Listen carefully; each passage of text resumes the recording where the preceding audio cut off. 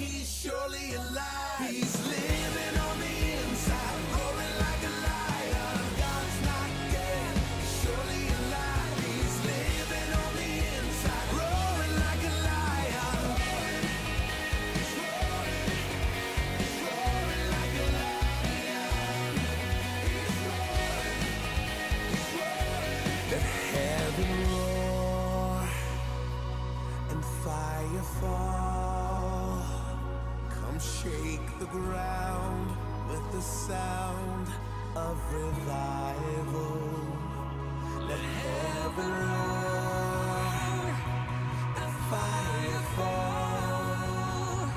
Come shake the ground with the sound of revival. Let heaven roar and fire fall. Come shake the ground with the sound of revival. God's not dead, he's surely alive. He's living on the inside, roaring like a lion. God's not dead, he's surely alive. He's living on the inside, roaring like a lion. God's not dead, he's surely alive. He's living on the inside, roaring like a lion. God's not dead, he's surely alive. He's living on the inside, roaring like a lion. He's roaring like a lion. He's roaring like a lion.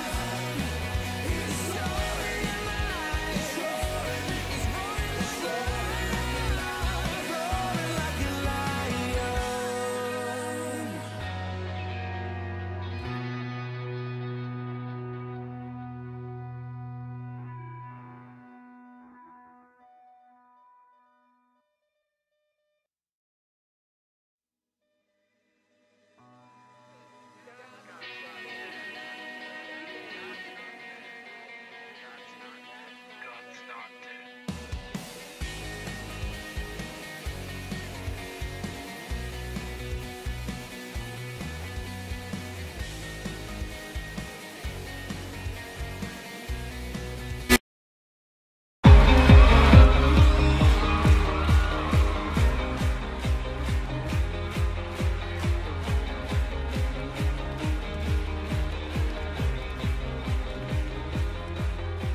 At break of day, in hope we rise, we speak your name.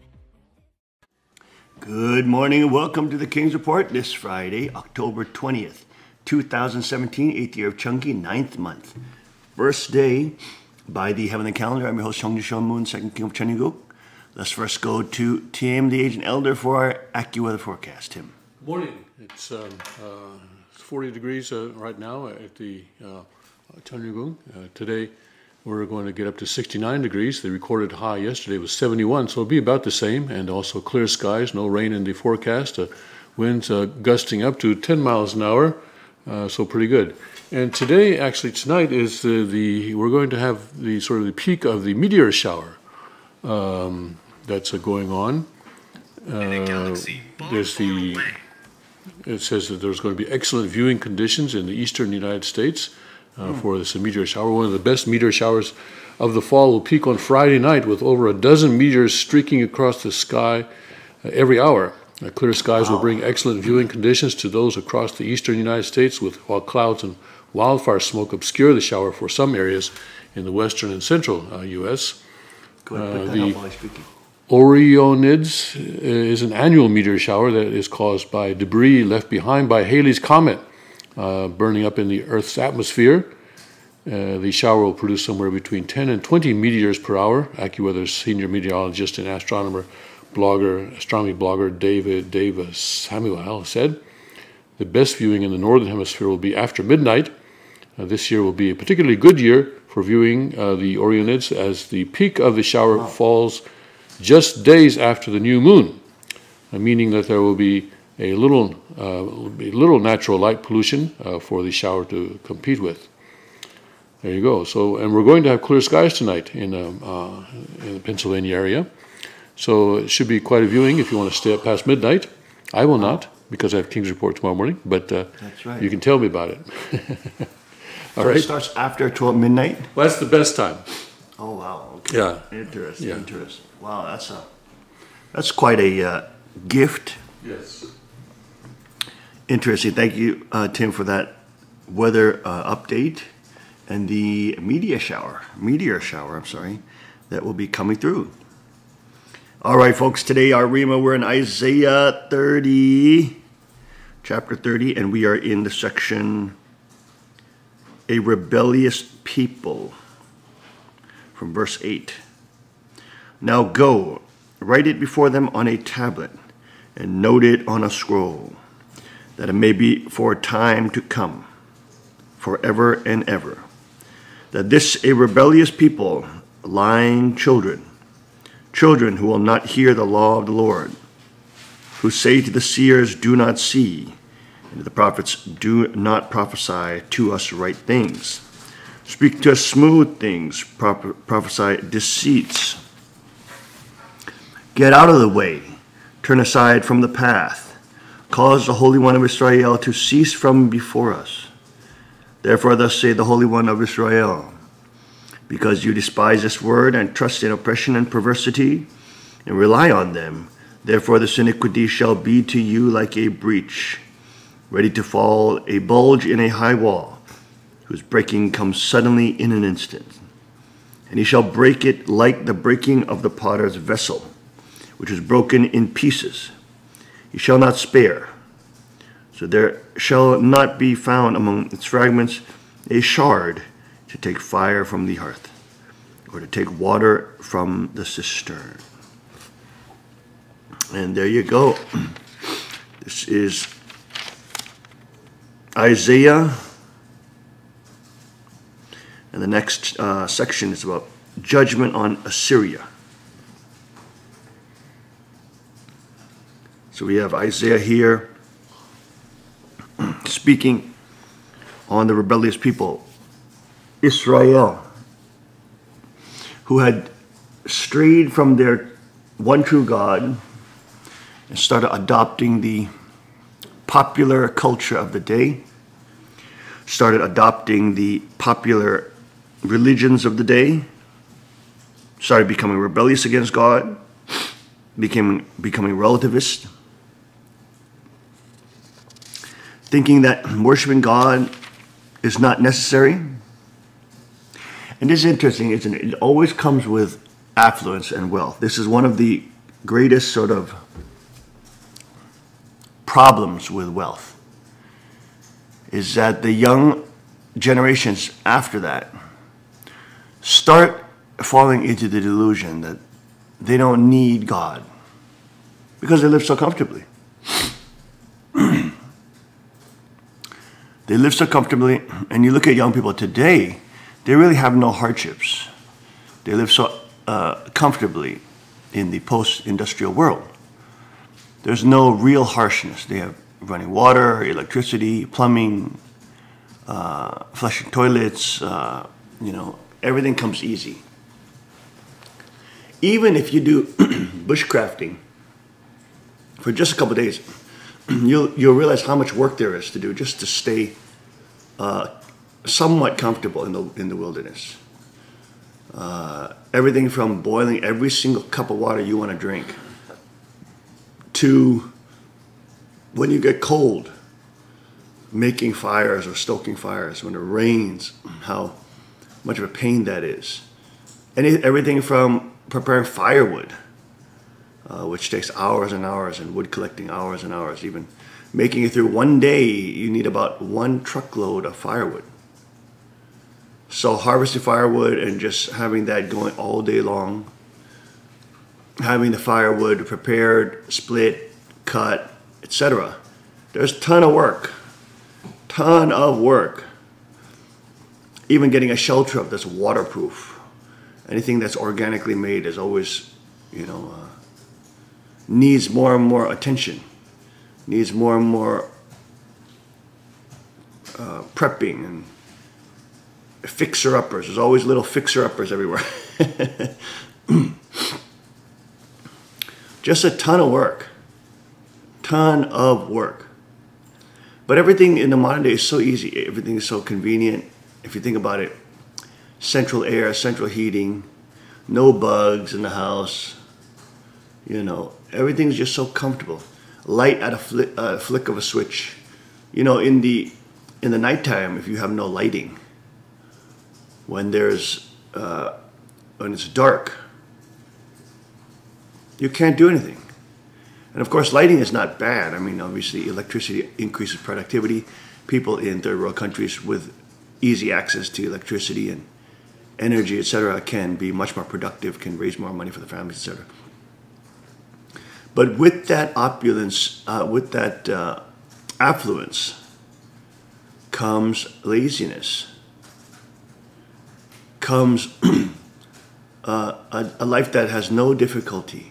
And because it has no difficulty, then you have complacency, laziness, you have the inability to do hard things, and then of course you have kids that fall into a welfare state of mind, and then you have kids that of course seek to avoid all pain, and of course then seek all pleasure.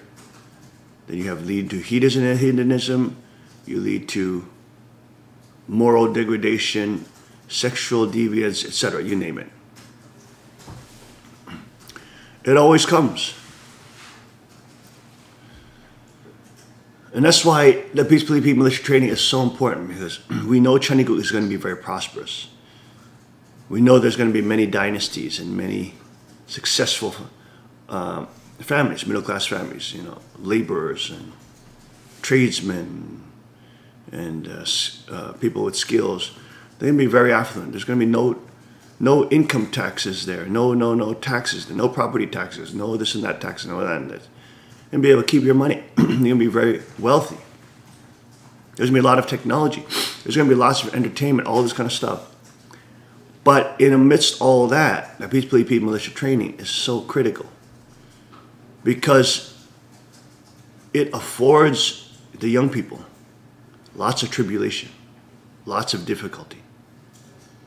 You know, one of my boys got injured. He got his arm popped. You know, arm hyperextended. Thank goodness not broken, but he got hyperextended. It snapped 3 times. Pop, pop, pop. And a very deadly armbar. And of course, our boys have done, you know, grass mowing and in the blazing sun and earning $1 an hour. Their daddy made them do all that kind of stuff. They have no problem doing physical labor for hours at a time. Their work ethic has gone a lot better, etc. But even though they're unlocked 1 billion times more epigenetics than these city children, these city kids, still the level of difficulty in their life is very low. But they have to go through like injuries and almost breaking their arms and having to recover and having to go through these kind of tribulations. And I've injured my arm too. I've had my arm hyperextended. You will feel it the rest of your life. That pain will never go away, never. Once your joints bend that way, even though you heal and recover, you will never be released from that pain. It's always going to be aching. It's always going to be arthritic. You will get arthritis. But of course, that's not a bad thing. You can get arthritis from being on a stupid computer all day. I would rather get arthritis training than having arthritis from the stupid computer.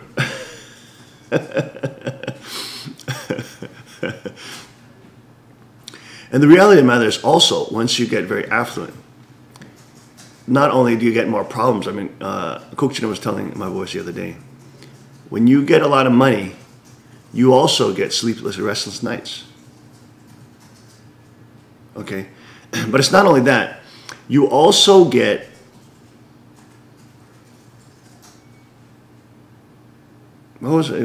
you also get obviously complacent, lazy. You can get lazy, especially the children, the generations under that can get very lazy and very spoiled. So having that difficulty, you know, is absolutely essential. Learning the dangerous arts are very important. Because it's interesting, when children grow up in a lot of affluence, they become very predatory in nature. They become exploitative. They want to find the easiest way to have the most comfortable, to maintain that comfortable life. And many times that leads to exploitation and predation, or at least the idea that, hey, that's okay. But it's not. And that's why they need to be beat up into and be submitted many times by people who are greater than them physically. They need to be beat up. They need to be submitted. They need to be humbled.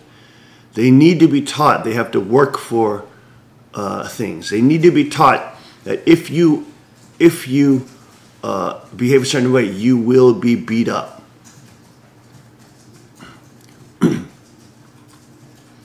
They have to be taught that you can't just have predatory and exploitative thinking and get away with it. You will have people come after you. And that's what you'll start learning once you enter into the fighting community. You start learning there's a lot of sheepdog. So if you're leaning towards wolf-like tendencies and predatory tendencies, then you'll realize that there's a lot of sheepdog that will stand up and try and fight against you, and they will kill you. And that's a very important awareness to understand. You will have people come after you. There's a community of people that is not scared to pick fights. There's a community of people that is not scared to challenge you. There's a community of people that is not scared to put their money where their mouth is. You know what I'm saying? They do it for a living.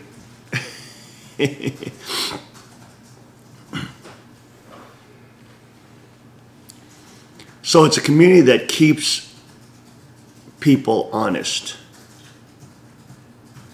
And it's a community that keeps, especially the combat arts. This has to be the combat arts.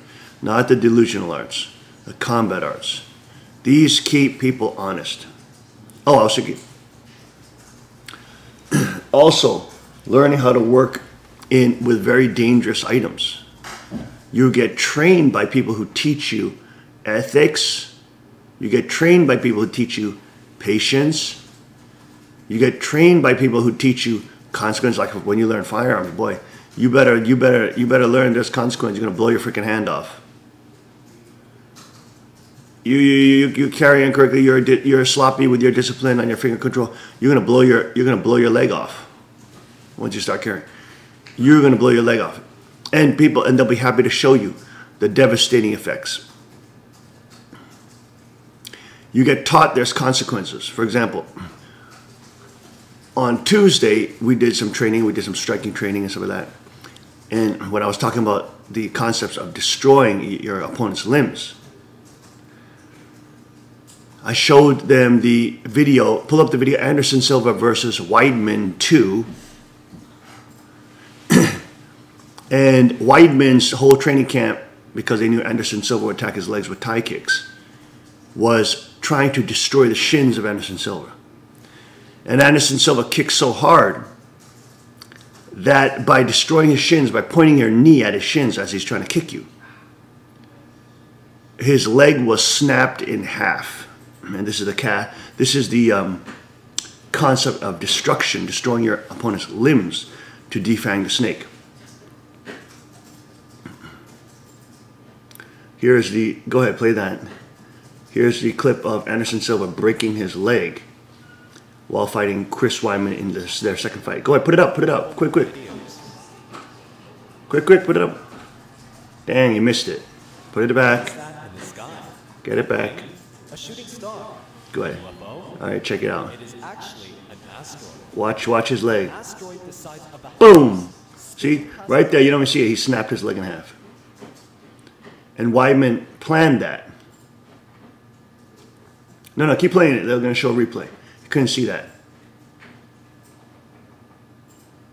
Okay, we have a... All right, here we No, keep going, keep playing it. They're going to show a slow-mo of it. Okay?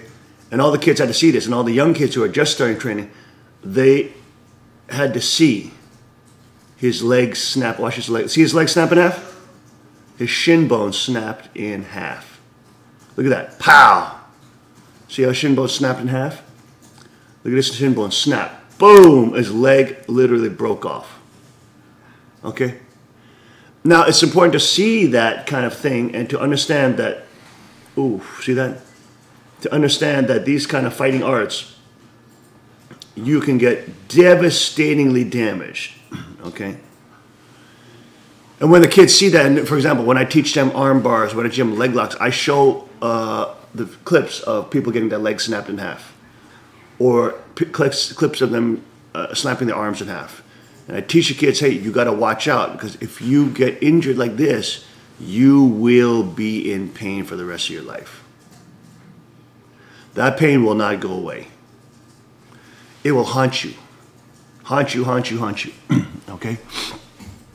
And so what it does, it breaks young people out of the delusion that their bodies are invincible and invulnerable. It breaks them out of the delusion and teaches them, oh crap, my leg can snap like that. Oh my gosh. My arm can snap like that. My knee can twist off like that. Oh my gosh. So it teaches them their invulnerability that Hollywood teaches them and all this fake mangas and animation teaches them. Is bullcrap. Your body has limits. You have limits. You are not unfathomable. You are not unfathomable. You are not infinite in your abilities. You are limited. You are weaker than you thought. And you can easily be submitted. And that's what you learn. You learn that. So you really learn a humbling. It's kind of like a beatdown.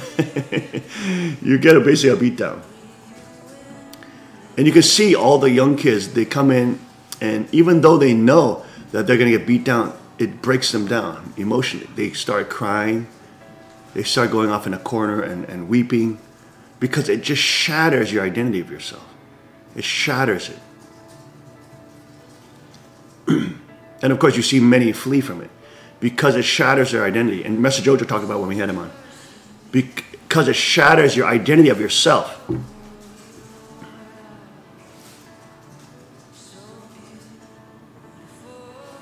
You literally are left with nothing.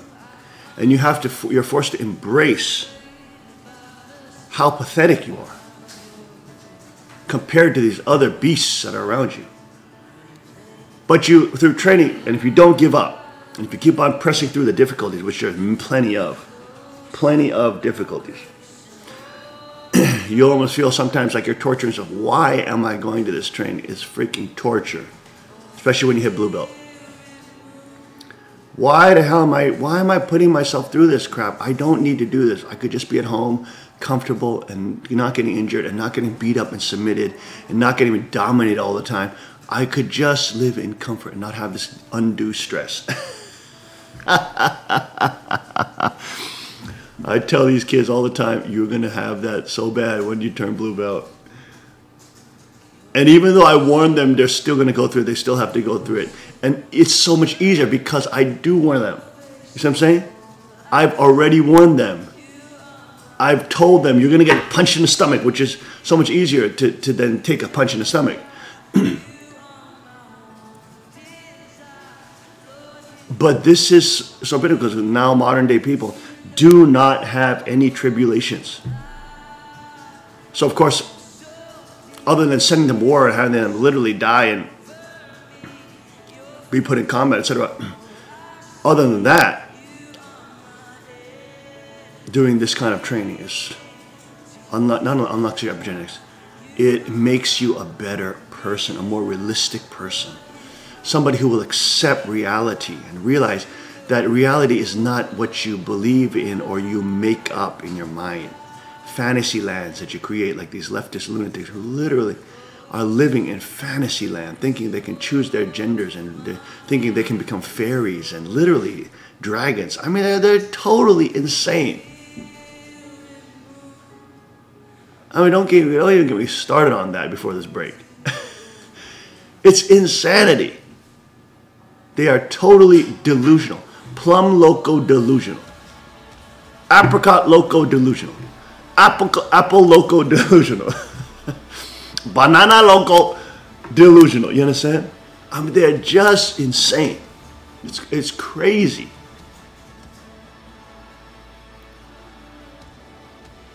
They think they're like Marvel comic heroes. They think they're like Hollywood fantasy heroes.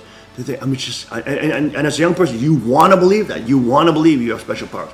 You want to believe you can do Harry Potter magic. You want to believe. I mean, I was like that too.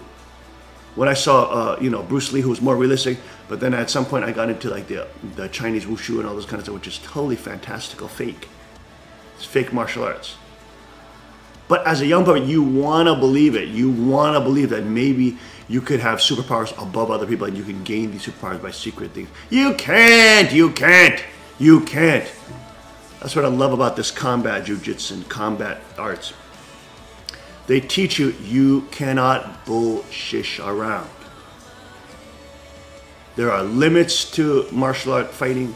There are limits to moves. There are limits to your ability. There are limits, and there's always going to be somebody out there that can destroy you. I mean, you realize you're never going to always be, even the top fighters in the world, they're never going to be the top dog ever, forever. At some point, there's going to be somebody who's more skilled coming along and beating them. And as you age, you do feel it. Man, I'm like feeling my knees nowadays. I feel like after that Colorado trekking, I am still feeling the impact of that on my knees. Isn't that amazing? Like 30 miles to the Rockies. I mean, these young kids, they don't really feel it. You know what I mean? But man, like even now, just walking down a stupid hill, that downhill knee injury that I had, that thing is still bothering me months after the fact. It's like ridiculous. And then Kukja was talking about going on these hunts, these expedition hunts. I'm like, excited for it. I love it. But I'm like, dang, I don't know how helpful I'm going to be packing meat out and stuff like this with this knee. I'm like, holy Shmita, wait a minute. This knee is like, now when I do my fighting training, it's fine. When I do fighting training, it's fine. But like just repeated walking on it downhill over and over again, like the constant small pressure of that walking downhill just starts adding up in this knee. It's like, holy crash. It's like, what the heck is this? Oh man. These kind of injuries and these kind of things teach you have to tend to what God has given you. You have to try to preserve what God has given you. You have to eat healthy. You have to live healthy. You have to try to take care of your body.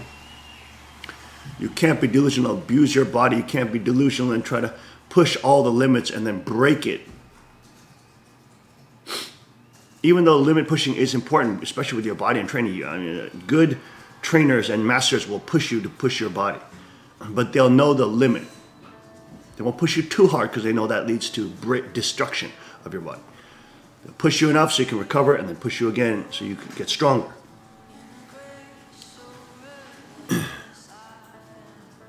But I can see how beneficial it is for young people to train. Everybody gets injuries, you know. Even the Queen has all these injuries around her fingers, and everybody gets injured. You got neck injuries, you get, because people are cranking on your neck, just popping your neck, pop, pop, pop, I mean, people that just, this is fighting, man. So it's like, your body just gets bent in pretzel shapes and you get injured. But it's really important to experience that as you're getting, so you realize, oh, people who are strong are not strong just by wishful thinking. They've gotten tons of injuries and tons of tribulation and tons of tending to wounds and tons of this crap. And it builds character. It really does. It really builds character.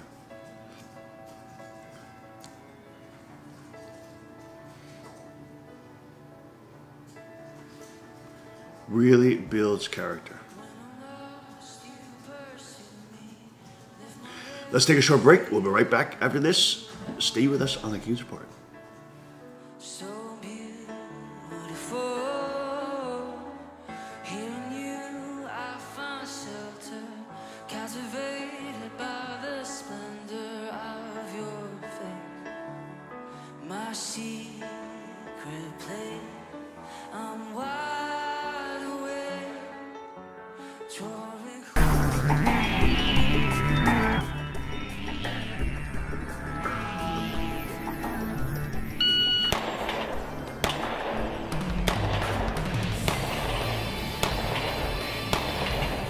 $6.58.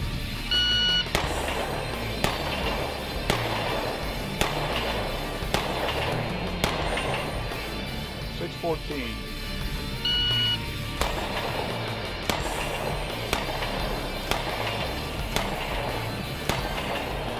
$6.46.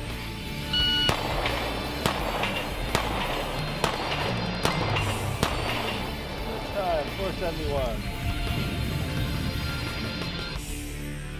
Hello folks, I'm Justin Moon, the president of Carr Firearms Group, and today I've got the PM40 with True Glow night sights, and look at that, Magna porting. Look at that porting on that. This is our standard PM40 with the day sights, but now this model with the Magna porting and the True Glow night sights. What a difference.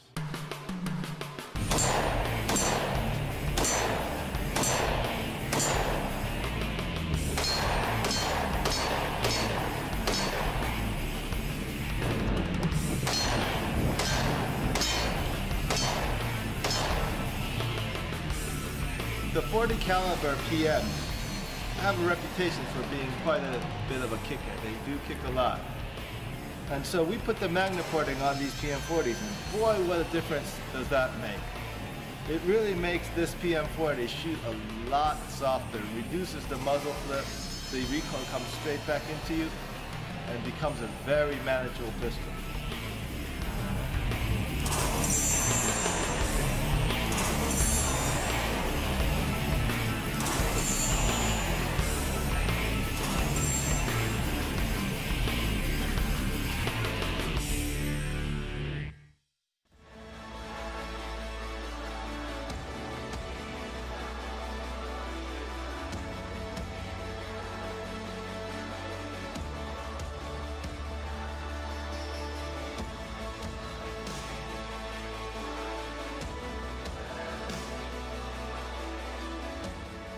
And we are back. Welcome back to the King's Report. This Friday, October 20, 2017. I'm your host, Sean Moon, second king of Chunaguk. Now, get this picture. I always tell you, boys, get this in here. Always tell you, boys, right? Don't forget, keep that thing in there. There you go. Better. Now, before the break, we were talking about why it's important to encounter that type of tribulation, why Chunaguk, why peacefully military training is so important. You know, you're doing things that are very dangerous. You know, you're learning how to shoot and the consequences of danger with firearms. There's a lot of danger involved with that. Every time I place my gun in my pocket in a different holster or have it on my hip, I mean, you have to be super mindful of that technique. Because if you grab it wrong and you put your finger in the trigger wrong, you blow your freaking leg off. And there's like there's massive damage with that. And it's not like Hollywood, it's a boom, it's a boom and your freaking leg blows off. Especially with the hollow points, man. You have a freaking hole that big out the back of your leg. If you're holding a penis card, man, you're gonna blow your groin off. So you learn, holy Shmita, you better watch out with these fires. You don't ever get to take a bullet back. You know what I mean? And young people learn that and realize, whoa, this ain't no joke. This is a devastating wound. And of course, if you show them, it's even better. Like, I like to show them these type of injuries, because then it makes it very visceral and very emotionally. They can connect to that and say, holy crap, that's going to happen to me. And they realize they see a bloody gaping hole that they're trying to patch up. They see, oh my gosh, that could be me. They're able to. Young people can't associate that in their mind. They can't connect it that could be me. They could see something and say, oh my gosh, that's nuts. But when you're training and then you show them this is your body and how it reacts when it gets shot, and it's a gaping blood wound, arterial wound. All right, this is how your body is going to look. And you help them break out of that delusional realm of the invulnerability of their body. And then, of course, the combat arts, as we talked about as well, the knife fighting, the different knife wounds. I will show them knife wounds. One of the things we do is when I first started knife fighting, then I ask them to bring a steak or something. They can bring a piece of meat. And everybody gets a chance at just touching the meat. You just touch it with your knife. Boom, you just touch it. And you can see how that just splits it open. It's like ridiculous. But it's interesting because as a teacher, when I'm teaching that, I can see the different level of seriousness. If I'm just teaching technique, they're just like, oh, okay, this is just another technique. There's no consequences to it. They just think it's a big joke. They're getting hit by chopsticks. We train, El Cheapo with chopsticks that we break in half, and then you just use them as fake knives. But then they just think it's fun, and they're just like playing around like, beep, beep, beep, beep. There's one knife apparently that you have to get like special licensing for, but it has electricity in it. So when you're doing knife fighting and you zap each other with electricity, you get a painful consequence for getting hit. And then the level of training gets higher because you see these kids, even if they're training with just little children, they just don't understand the consequence. They're just like hitting each other, like hee hee, laughing. I got hit. Okay. There's no pain involved. So the level of realism is way less. Now, when you show them a piece of steak, which is no different than your arm, being just touched, just poked, just touched with a little poke too, you can see how devastating the wound is. Then all of them go like this. All of them make this face.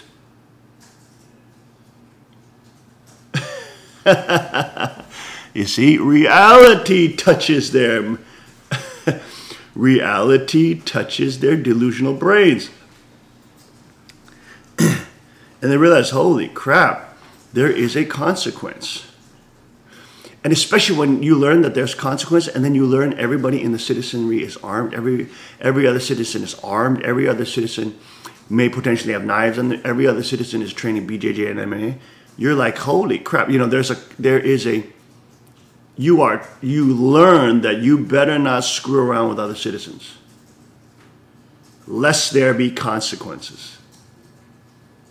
You see what I mean?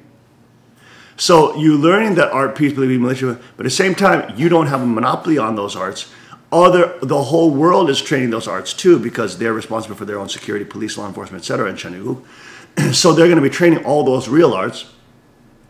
So you have the potential of being shot, stabbed, crippled, strangled, pummeled to oblivion. All those potentials exist with every single person in Cheniguk. So you realize you better not prey on people.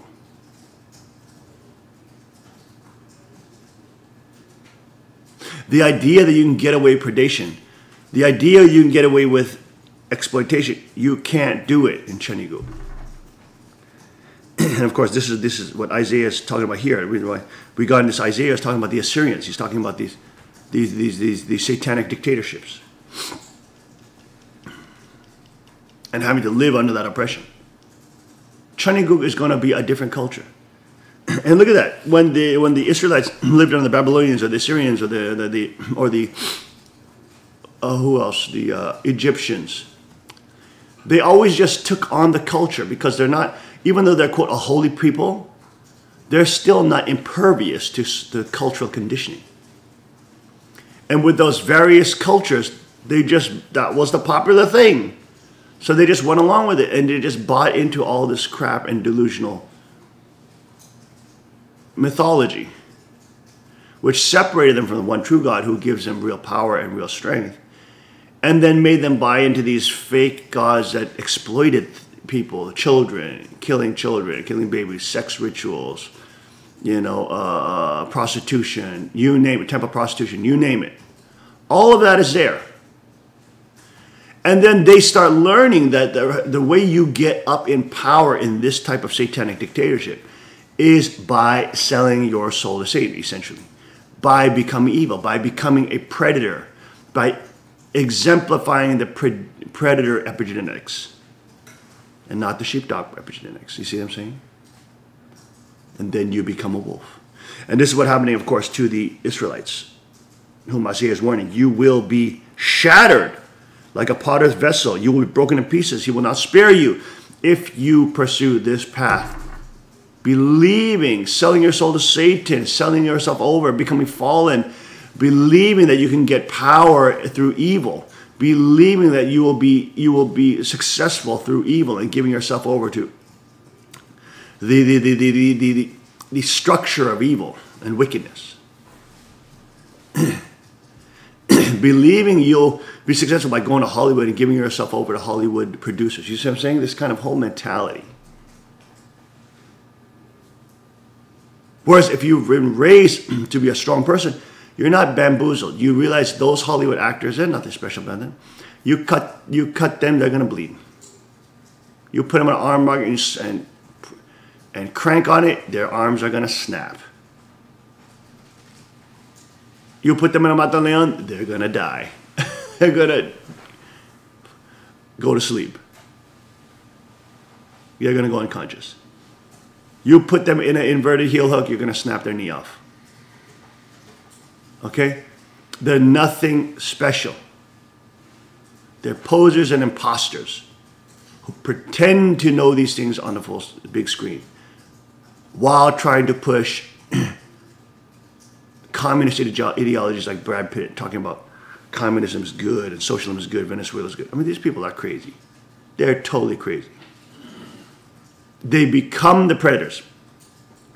They get brought into the social clubs through the sexual predation, through the sexual initiation, which is basically raping you or making you do crazy sexual deviant things, getting you on film doing this, they can blackmail you for the rest of your life. I mean, this is what you sell out to. But people who are strong, who are trained, who are not impressed by people like that, they are not impressed by fakers from Hollywood. They're not even impressed with fake martial arts movies, people who do real combat arts. They look at fake martial art movies and just like laugh at it like, good luck trying that against an MMA fighter. Good luck trying that against a combat jiu-jitsu fighter. Good luck. It's not going to work. You see what I'm saying? There's like this, there's this base in reality.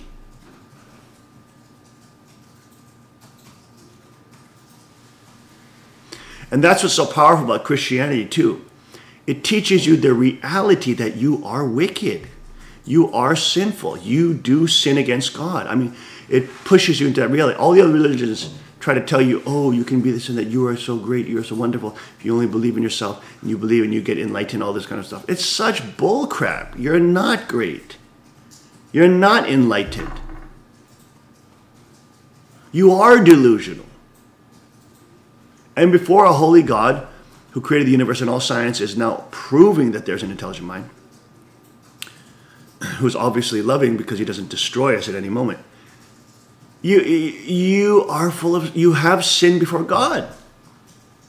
See, on the metaphysical and spiritual level, what Christianity does and the gospel of Jesus Christ, it humbles you. It submits you to God. It makes you realize you are sinful. You have sinned.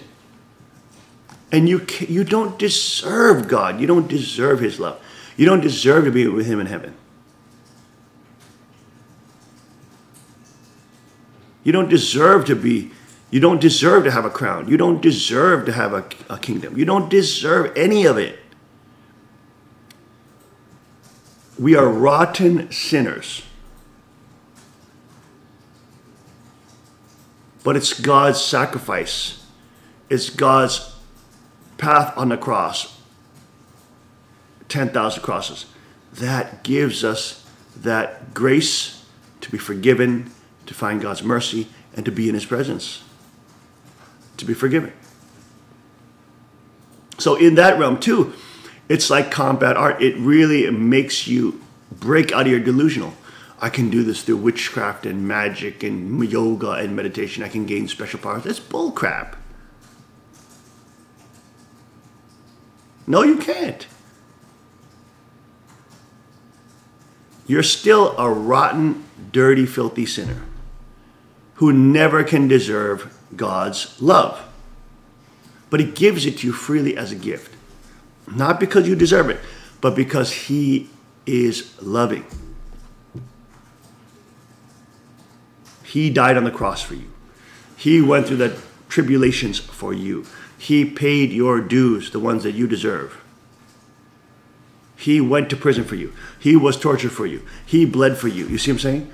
It teaches you humility and non-delusional thinking. It forces you to accept that you suck. And this is really one of the great things that I think even the Queen always says, there's no greater tool for young people than Brazilian Jiu-Jitsu training that, or MMA. Because you learn, like when you first train, you learn you suck.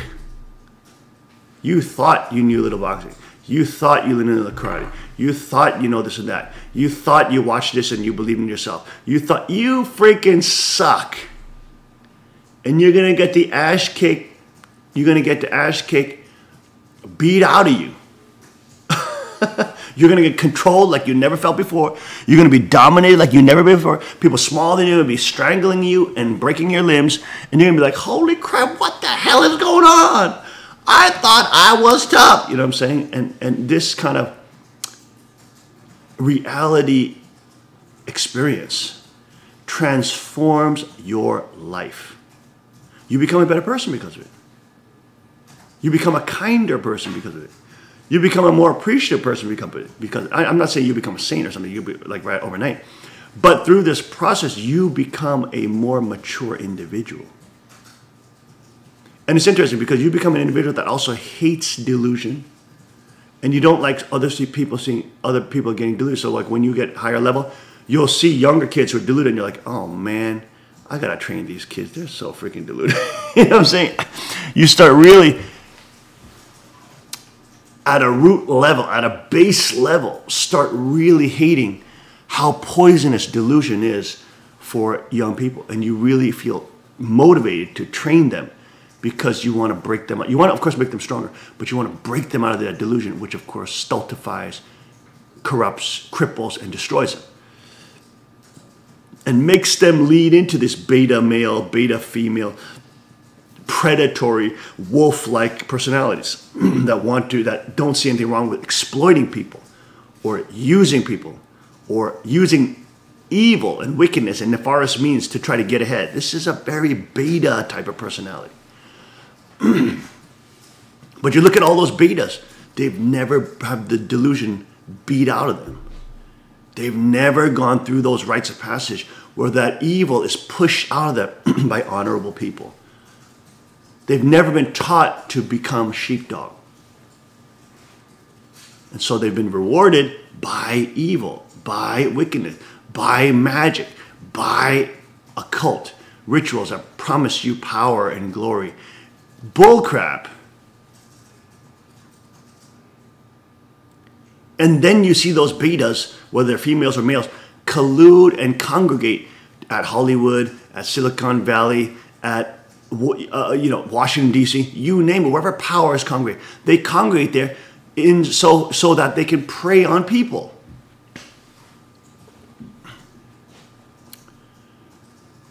That's why for the safety of the nation, for the safety of the next generations, it is so incredibly important that peace-building militia training is done.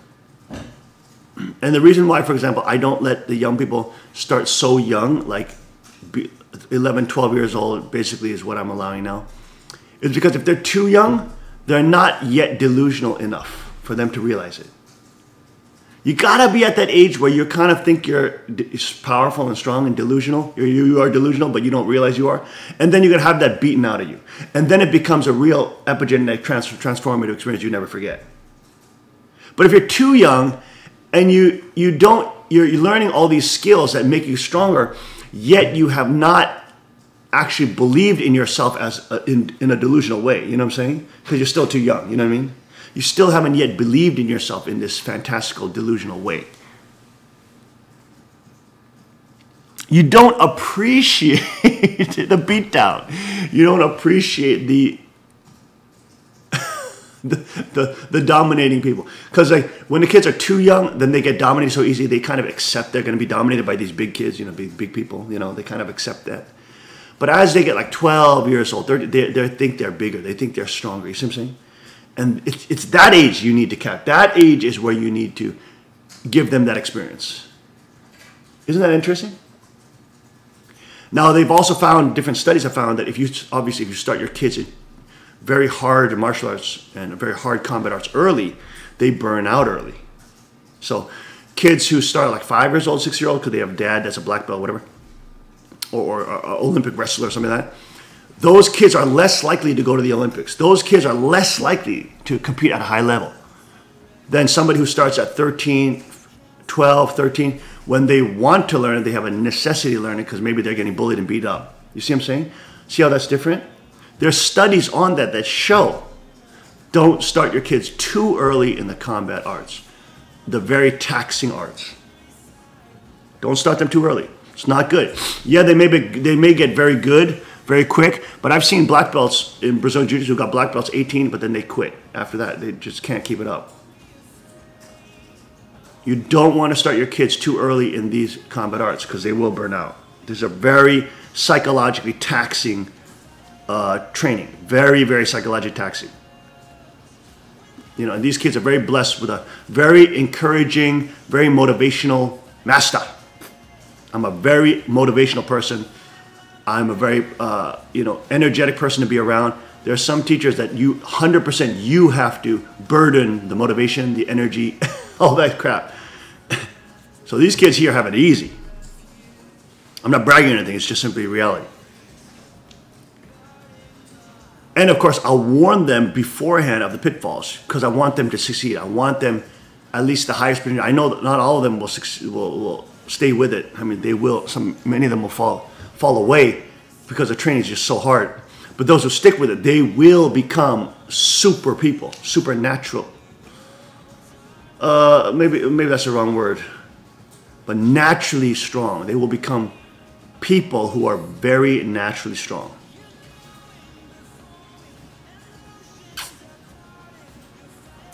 And of course, we want to thank God every day that we can train because God gives us that body. We're not crippled. We're not handicapped. Wow, it's a blessing. You know, once you train in these arts, you really can't do any other type of exercise because everything else is so weak. It's so weak. It's not even like, it doesn't even feel like exercise. I mean, doing a little cardio or something, it doesn't feel like it doesn't feel like exercise at all. You know, once you really experience the fighting training in the fighting world, it's like there's no other sport, exercise, physical thing you can do that compares to that in terms of the level of anxiety you'll feel, the emotions you'll feel, the difficulty level you'll feel because you have somebody trying to literally destroy you. There's no other physical activity that you can get those kind of experiences in, those kind of highs and lows in. And I wouldn't say you get addicted to them, but you appreciate how much excitement it gives your life. Because actually, as you get older, life is quite boring. It's quite monotonous and it's quite boring, if you think about it. It's very, and you're supposed to learn how to do monotonous things. You're supposed to learn how to do every day the same thing. That's a sign of mastery. But it is boring. The wonderful thing about the combat arts is that you have this thrill aspect to it all the time. Especially if you have challenging opponents, you have a thrill aspect. Your life, you're stressing before your training. You're like, oh crap, today's training day. Oh my gosh, stress. You feel that stress load. Right? You guys feel that, could you? Young Brownie, you don't feel that? You feel that stress load. And that stress load actually like gets you motivated. It pushes you to get these, oh man, I gotta prepare. Oh man, like, you'll feel it your whole life. I mean, even when I'm on Tuesday, when Master Jodo comes, I feel this healthy level of anxiety, like, oh yes, okay, I'm gonna train in Master Jodo. You know what I mean? It's like I feel this this energetic anxiety, which is great. You know, and if you're living without that, it's so. I mean, even the Queen says, it's like it gives her like this. At first, it was fear. She used to be just so scared when Tuesday came around. She's like so fearful. It's like, oh my gosh, she had to literally quote in her mind like hundreds of times before the training. God hath not given you a spirit of fear, but love, power, love, and a sound mind. She had to repeat that quote like over and over. 2 Timothy.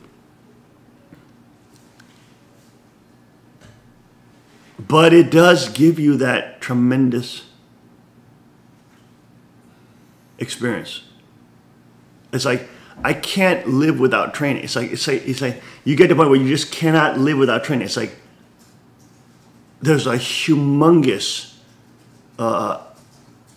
gaping hole in life. Not only is it healthy for your body, not only is it good for your body, but like you feel you need to be pushed.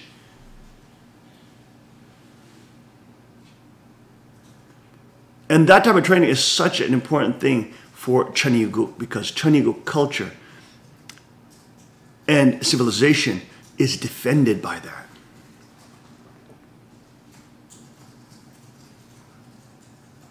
I mean, these guys see the value of training. Imagine where if you're growing up and it's a mandatory training in that locality. Everybody's got to train. Everybody's got to train. Obviously, you'll have different states and different laws and stuff like that, and it won't be probably legally obligated to do so, but it will be but there's nothing stopping a town to saying, okay, we have mandatory training. Everybody has to train, because everybody has to be responsible for our own security, and we are the law enforcement. Even if you become future law enforcement or not, everybody has to volunteer for this training, right?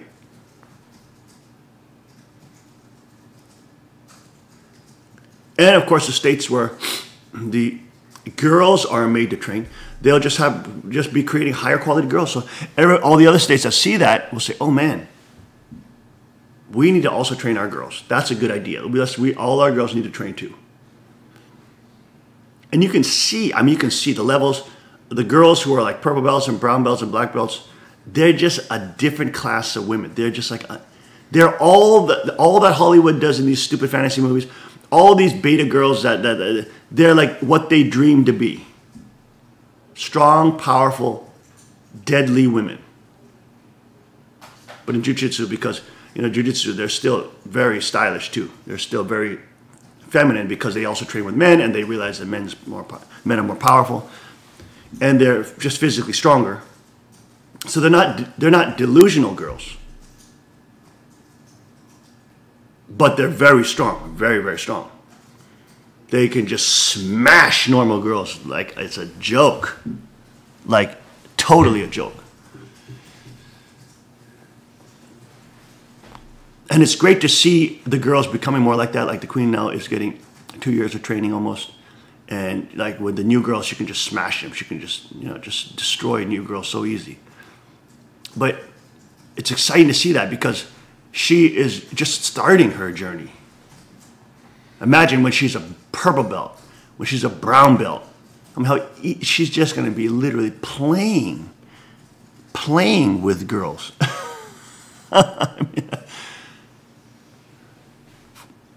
You know what I mean? And just like she'll understand what it means to just literally play with somebody who is being completely controlled and dominated. And it's not like you're getting off on that, but you're understanding that through that, and you actually learn compassion. Because when somebody is that low level and you're high level, you don't go hard on them. You don't, I mean, these kids know, like when I train them, I go lightly with them. I don't go hard on them. I mean, I could go hard on them, just like, they'll never want to train again, you know what I mean?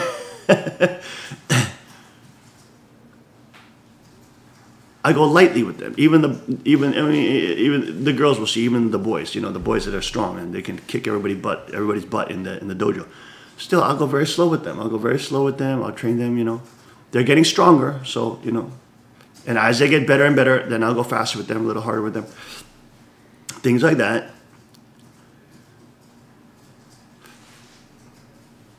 But you learn to have compassion for people who are weak as you're building them up. You learn the limits of the psychological limits of how hard you can push your students, and then sometimes how you have to let them recuperate back.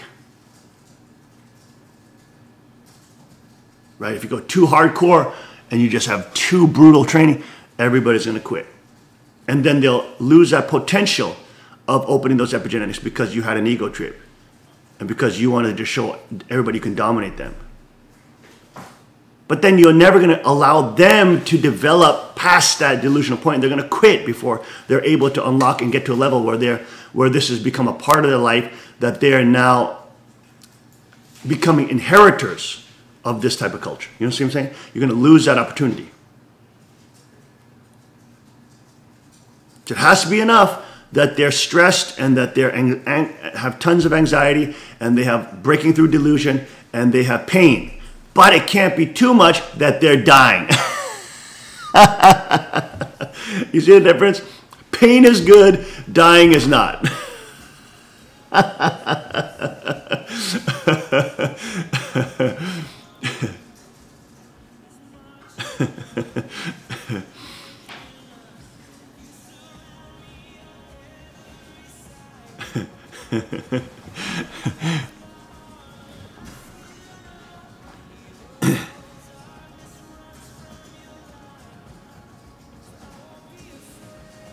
But it's wonderful to see.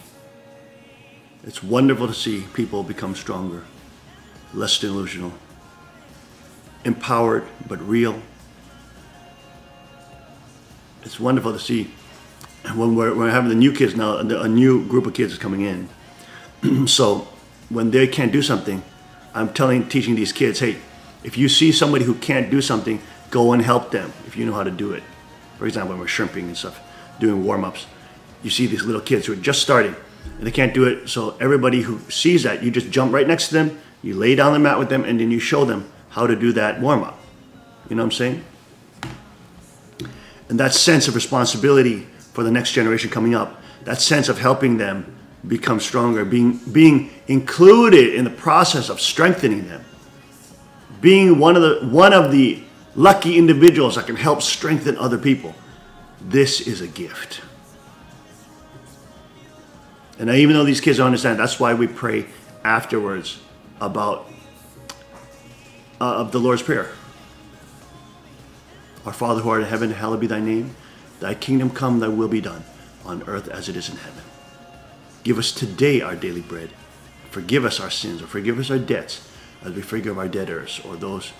Forgive us, and the easy way to understand, forgive us our sins, and forgive those who've sinned against us. Right? And debtors. And lead us not into temptation, but deliver us from evil. For that is the kingdom, the power, and the glory forever. We are here together. We stand together. And we are training together for thy kingdom. We'll be right back after a short break. Stay with us. Every trouble you have overcome. In my weakness, you are strong. Every trouble you have overcome. In my weakness, you are strong. Every trouble you have overcome. Let love explode and bring the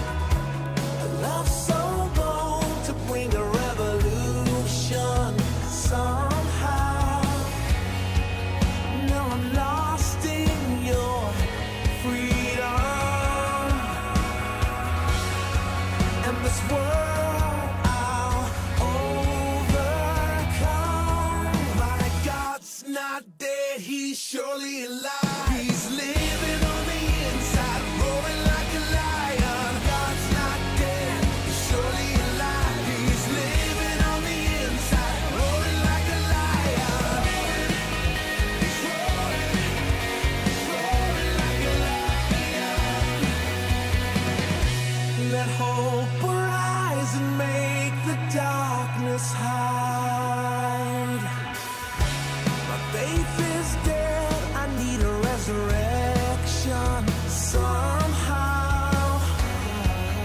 No, I'm lost in your freedom. And this world I'll overcome. My God's not dead, he's surely alive. He's living on the inside, roaring like a lion. God's not dead, he's surely alive. He's living on the inside, roaring like a lion. He's roaring like a lion.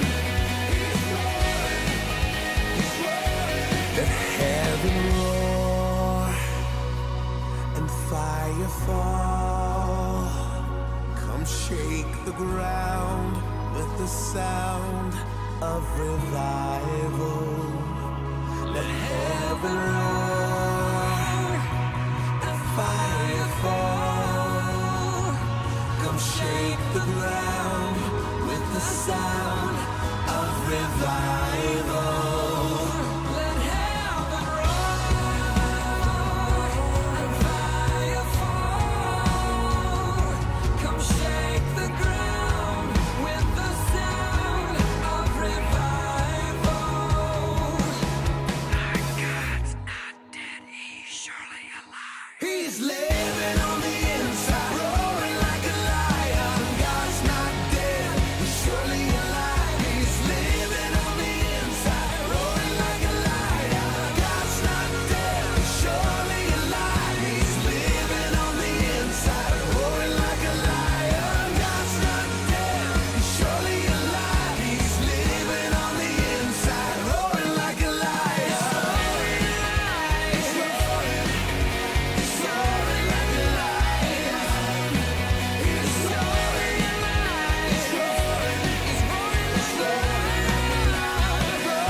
like a lion.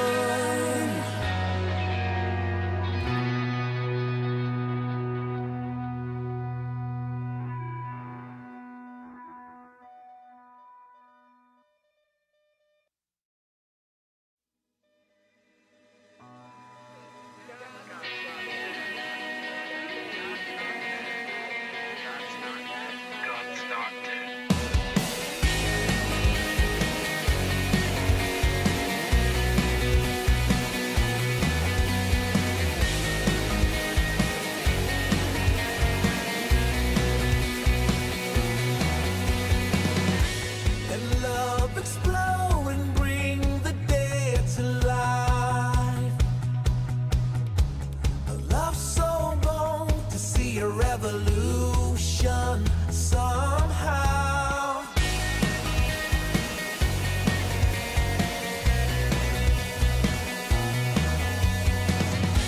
Let love explode and bring the dead to life. A love so bold to bring a revolution somehow. No, I'm lost in your freedom. And this world I'll overcome. My God's not dead, he's surely alive. He's living on the inside, roaring like a lion. God's not dead, he's surely alive. He's living on the inside, roaring like a lion. He's roaring like a lion. Let hope arise and make the darkness hide. My faith is dead, I need a resurrection.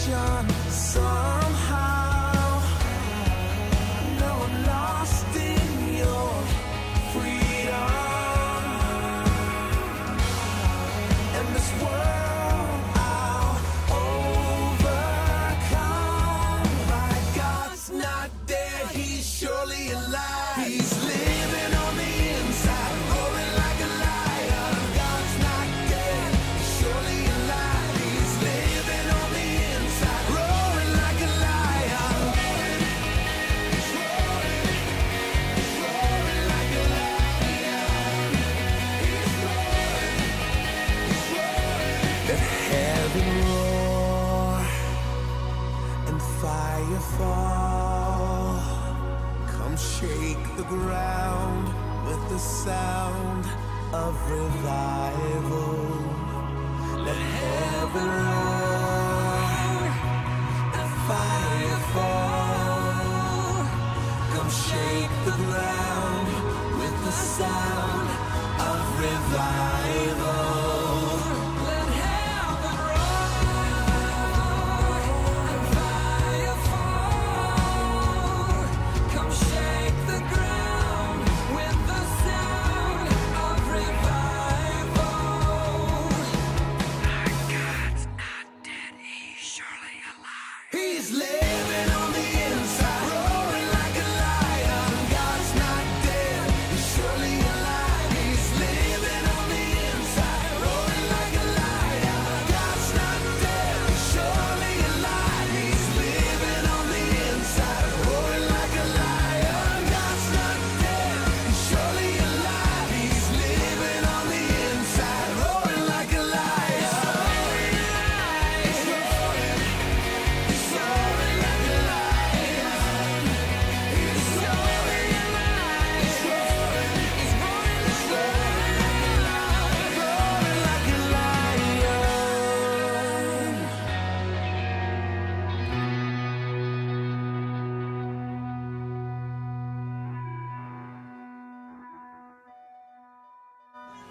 Feet are failing and my heart is shaking. You're fighting my battles. You're fighting my battles. You're fighting my battles. You're fighting my battles. You're fighting my battles. You're fighting my battles. And we are back. Welcome back to the King's Report this morning. As the Queen has given me the powerful immuno booster propolis bee pollen honey, whatever it is, something like that.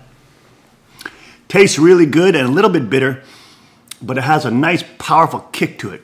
I like it. I used to hate this stuff when they gave it to me when I was young. I'm starting to like this thing. Propolis and like this bee pollen, little bitter, tangy, thing is actually pretty good. And apparently very healthy for you, okay? That's what they say. Coulda-ta. Oh, goodness, that's an inside joke. All right, folks, let's go to our headline news.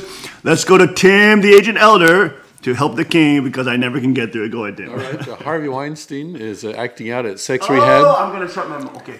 I'm going to try to be But quiet. I have a suggestion. Okay, All right, you've been talking about how jiu-jitsu training makes you humble. Oh, yes. These guys, this is exactly what they need. They need a beat down. Yes. They need a big beat down. Instead of going to sex rehab, they should go to jiu-jitsu training. They should go to jiu-jitsu beat down.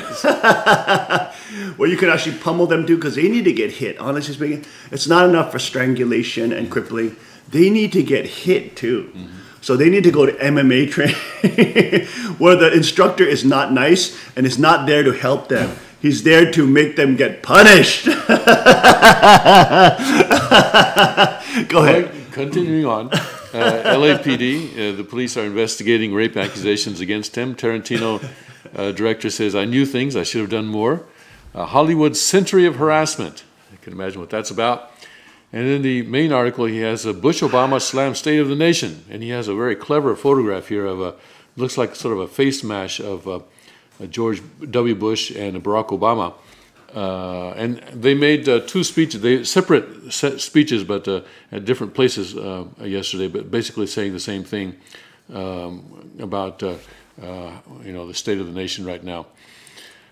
Guys, pull up Bully Beatdown. Bully Beatdown.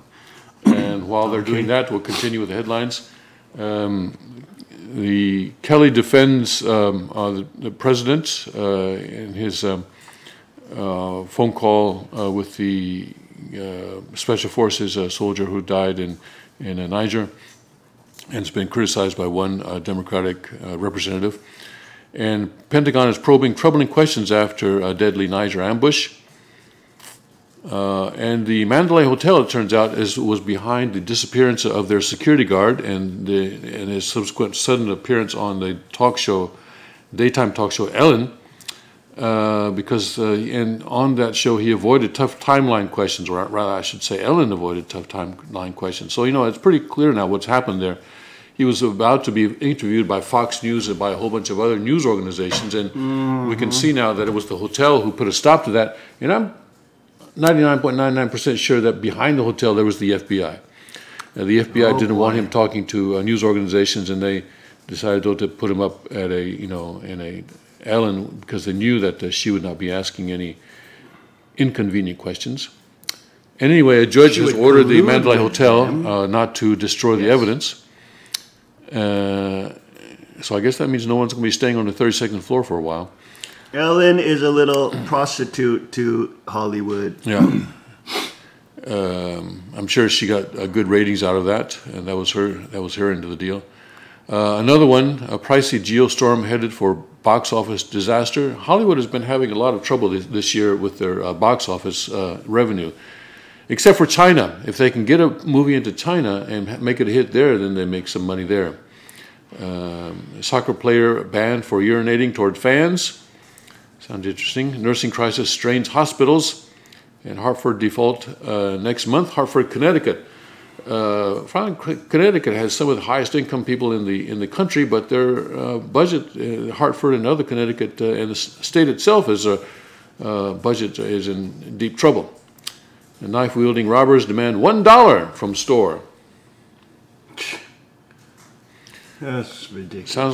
Sounds like a fraternity initiation thing to me. Anyway, I haven't read that. Backyard chicken trends lead to more disease infections. Crushed by dog's death, woman literally suffers broken heart.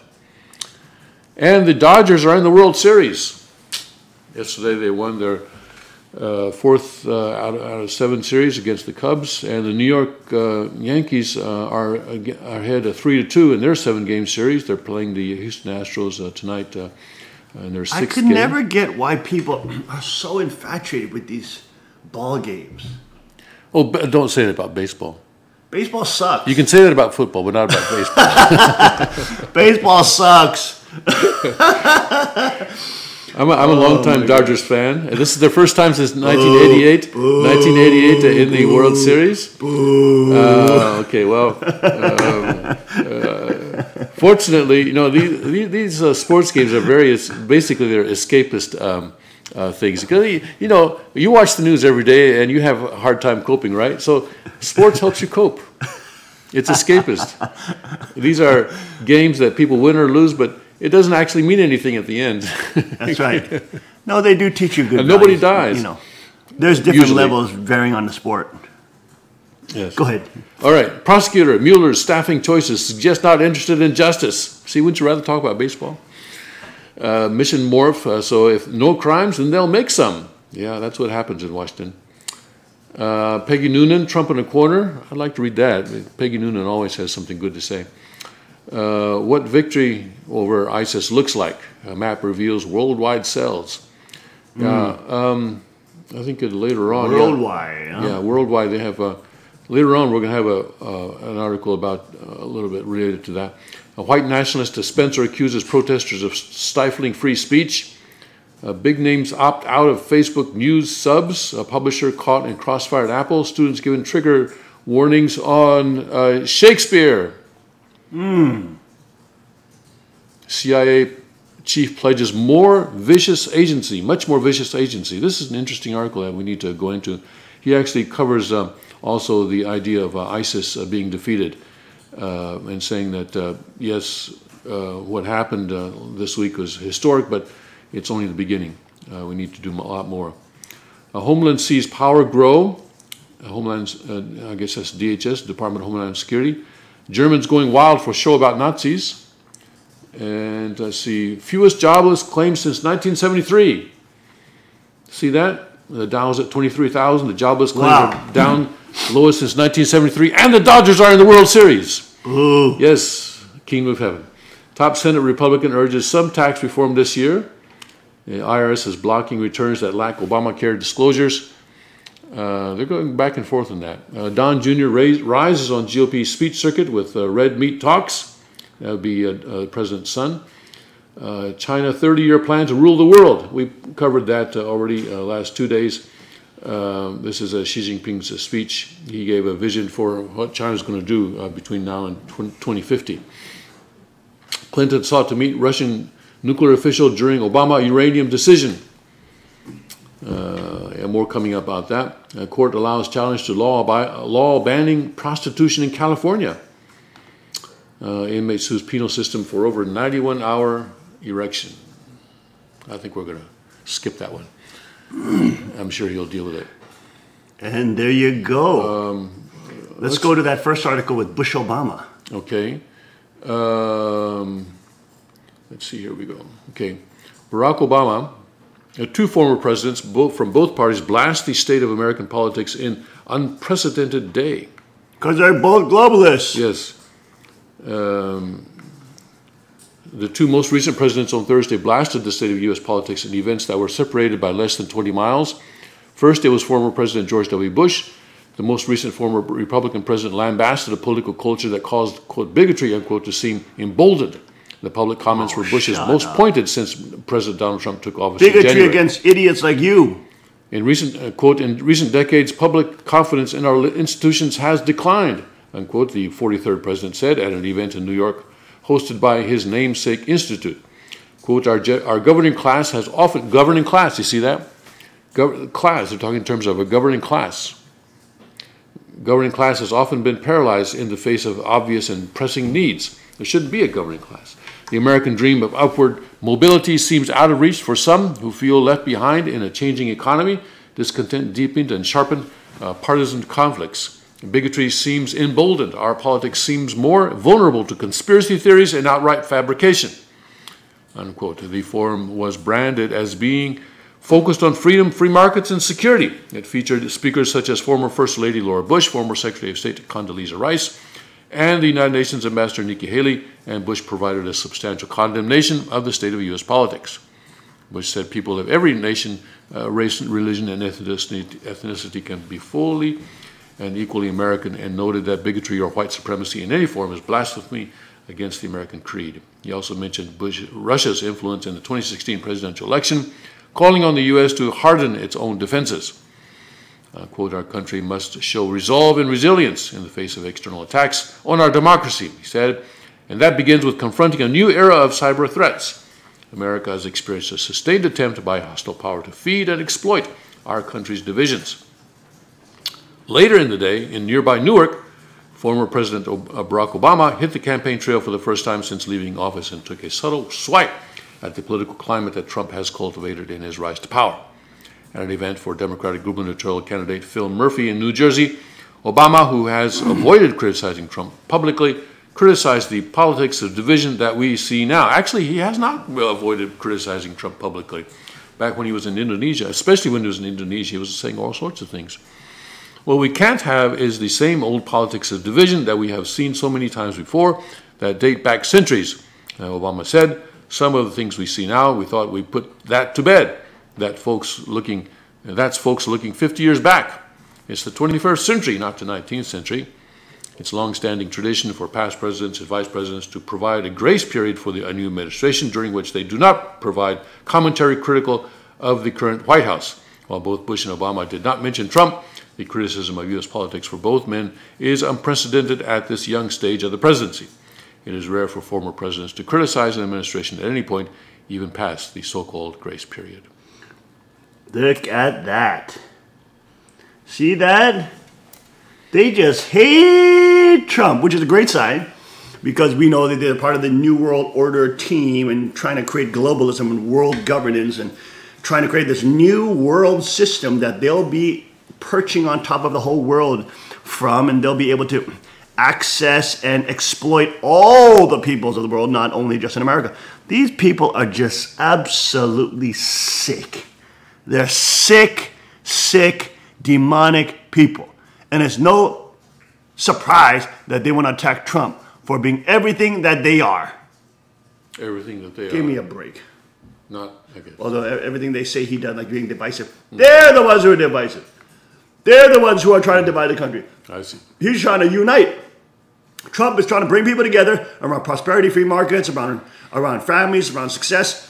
They're trying to divide and say, no, we need to have globalism. We need to have international control. I'm no longer the president, but I want to be the world president now. They're just ridiculous. Totally absurd. Bought and paid for politicians sponsored by yours truly, the Rothschild Group. And George Soros. Can we do the story on the CIA director? He gave a public interview yesterday. And he talked Oh, yes, go ahead. Yes, go ahead on that. This is actually in the Jerusalem Post. It was an interview, not with the Jerusalem Post, it was a public interview on a stage, and I guess the Post was there to cover it. Anyway, he promises that the CIA will become a much more vicious agency. Whoa, I mean, it's already vicious enough. But he said a lot more stuff. How about get rid of it? The Iran nuclear deal failed to permanently cut off Iran's path to a nuclear weapon, as well as thwart its Middle East terror activities, CIA Director Mike Pompeo said at a conference Thursday. U.S. President Donald Trump had concluded the deal had only delayed Iran's nuclear program, and that the notion that entry into the deal would curtail Iranian adventurism, the terror threat, proved to be fundamentally false. Pompeo was being interviewed on stage by the Foundation for Defense of Democracy's Center on Sanctions and Illicit Finance. That's an interesting center to have. A Center on Sanctions and Illicit Finance. Anyway, the chairman of that, Juan Zarate, just days after Trump decertified Iran's compliance with the deal in a major speech. Though he evaded questions about whether Iran had violated the nuclear deal on a technical level, Pompeo focused on the Islamic Republic's continuing testing of ballistic missiles, prompting of Hezbollah to threaten Israel and being at the center of so much turmoil in the Middle East. He admitted the deal's inspection provisions had put things in a marginally better place in following Iran's nuclear activities, but he hoped Trump's new pressure on Iran would lead to more intrusive inspections. The CIA director expressed concern that the exchange of nuclear technology between Iran and North Korea was a major danger, and specifically mentioned them assisting each other in the area of nuclear weapons testing. I think that's one reason that North Korea has been so quick in developing its nuclear capabilities. Zoning in on North Korea, he appeared to concede that Pyongyang can, or within months, will have the ability to fire a nuclear weapon against the U.S.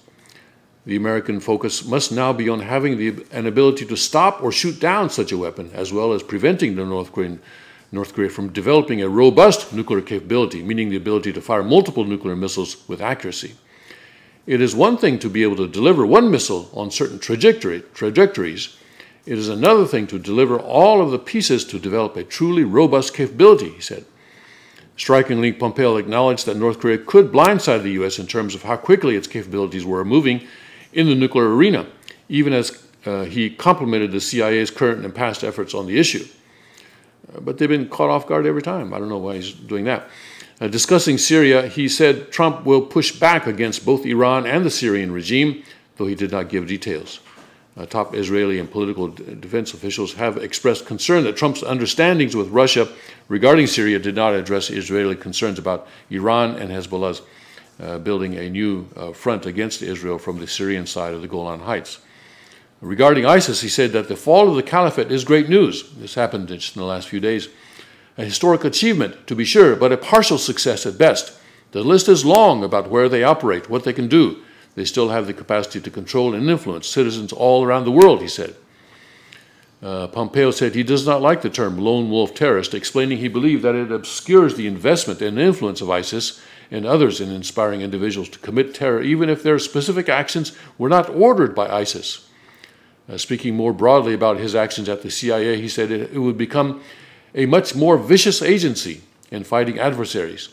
Well, I'd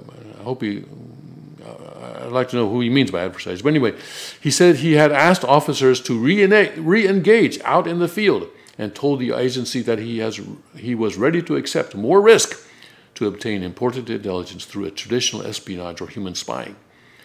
Pompeo said U.S. allies are thrilled at the CIA's return to the traditional understanding that it is out on freedom's frontier. addressing his and the CIA's relationship with Trump, Pompeo said, sometimes the president asks really very different questions, Difficult questions. difficult or different, I'm not sure, difficult questions. He challenges us where he thought we were in the wrong place. We went back to validate our work or correct it if we had it wrong.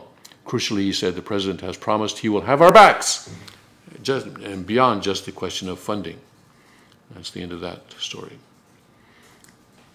Vicious CIA. That's an interesting word. That's not a word that you would normally expect to hear from a government agency head. I'm wondering why he used that word. It could be that he was, this is some kind of a code word that he was sending out to some people. I don't know. I don't think I've ever It's a very heard. unusual terminology, isn't it? Yes. But I do believe Trump has talked about. I've heard Trump say vicious, but maybe not in terms of his administration. He said, I've heard him say, I'm a very militaristic person. Or we have to be vicious against these vicious enemies, or something like that, along those lines. Normally, government agency heads, talk about, it's a nice day, the sky's not falling, you have nothing to worry about, just go along with your daily lives. But here, the head of the CIA says, we're going to become vicious. We'll be vicious against our adversaries and ISIS, and of course, if the U.S. population becomes our adversaries, we'll be vicious. Well, that's what I mean. We'd like to know. What's so crazy. We'd like to know who he means by adversaries. Is that? Yes. So these kind of people, again, get rid of the CIA. That's an illegal surveillance organization, assassins group. That is a dangerous organization. They shouldn't have that. Of course, they've now been embroiled in all these external wars. What do they call them in the Constitution? Not external affairs, foreign entanglements. Entanglements. That was George Washington's That's term, exactly what yes. it is. Foreign entanglements. That's what it's become. It almost feels God needs to reset the button for it all to get back into place. But we have to keep it in God's hands, and God is in control, and Chaniguk is coming. Let's take a short break. We'll be right back after this. Stay with us. I'm trying to get somewhere that's pure and true and eternal. Toby, can you go with your boy? Let's go. Father God, I am clay in your hands. Help me to stay that way through all life's demands, cause they chip and they nag and they pull at me. And every little thing I make up my mind to be. Like I'm a...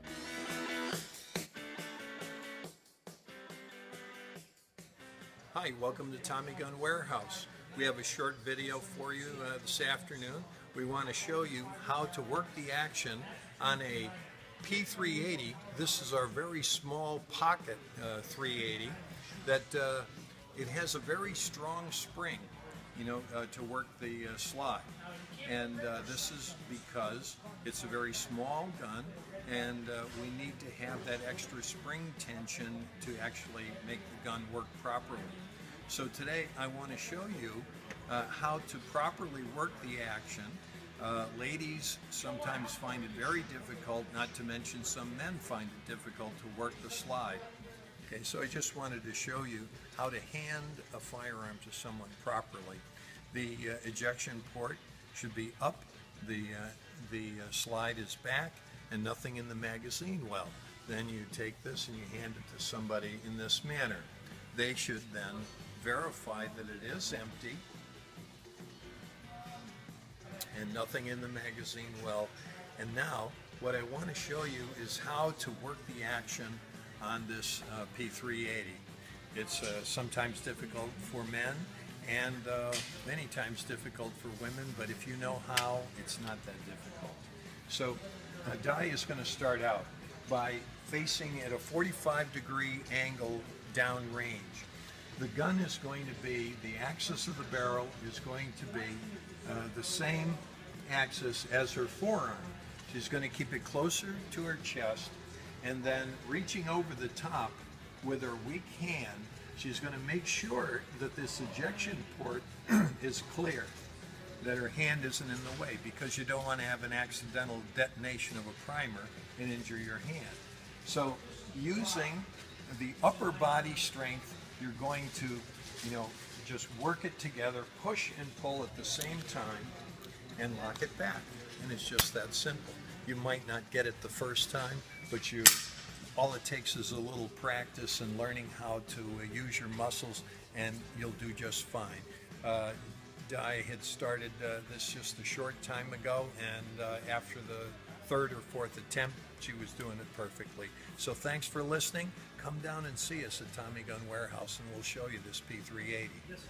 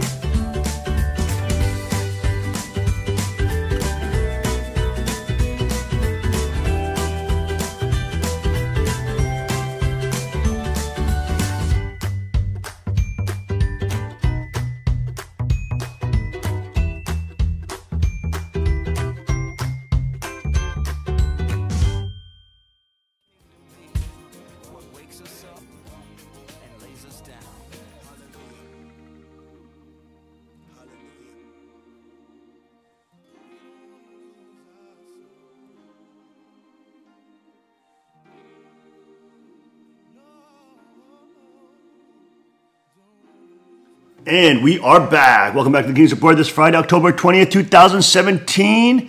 I'm your host, Hung Sean Moon, second king of Chanigo. Now back to the headline news. New York Times reports this is what victory over ISIS looks like. Here are some of the devastating pictures. The declarations of victory played out across Iraq and Syria. The long campaigns to retake city after city from Islamic State IS militants had come to an end. But the hard-won battles left vast destruction in their wake, and the celebrations from atop the rubble once grand buildings are ringing hollow for hundreds of thousands of displaced residents. Iraqis and Syrians return to cities that are ghosts of their former glory, lacking the infrastructure for normal life to begin again. Now they must grapple with how to rebuild. There it is from on the ground. That is Raqqa in Syria.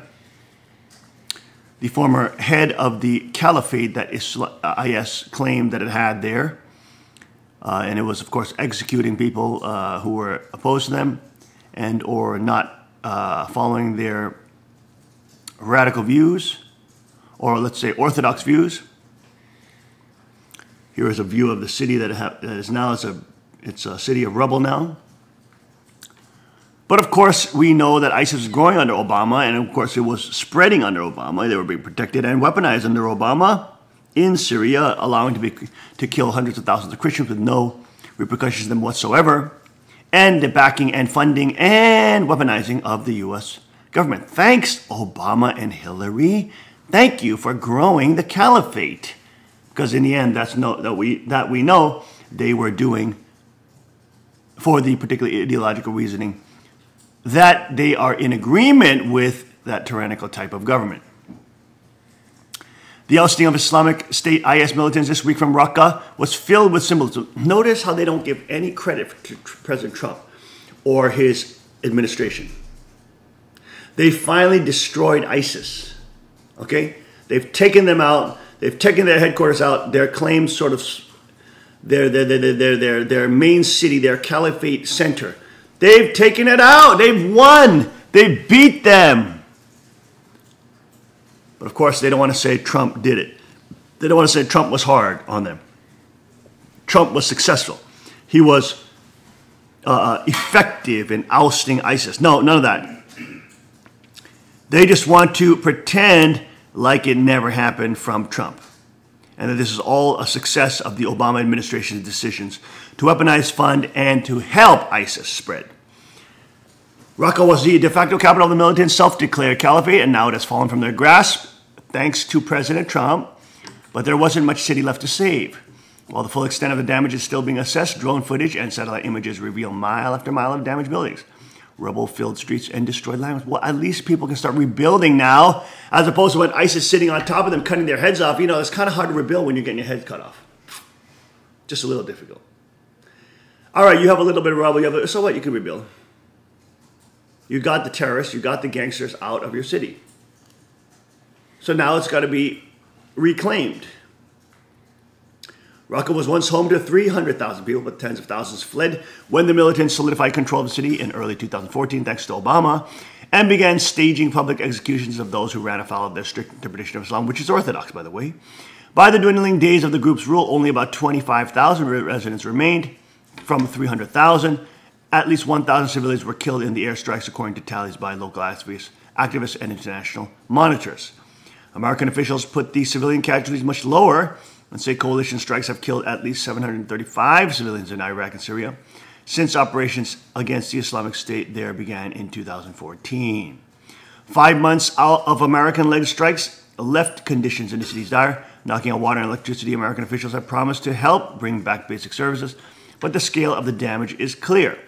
When soldiers of the Syrian Democratic Forces, a coalition of rebel militias, raised their yellow flags in one of Raqqa's central junctions this week, all that was left of the buildings that once surrounded it were bombed out shells. Here's some drone footage of, this is Mosul, Iraq. Here's some drone footage of the devastation.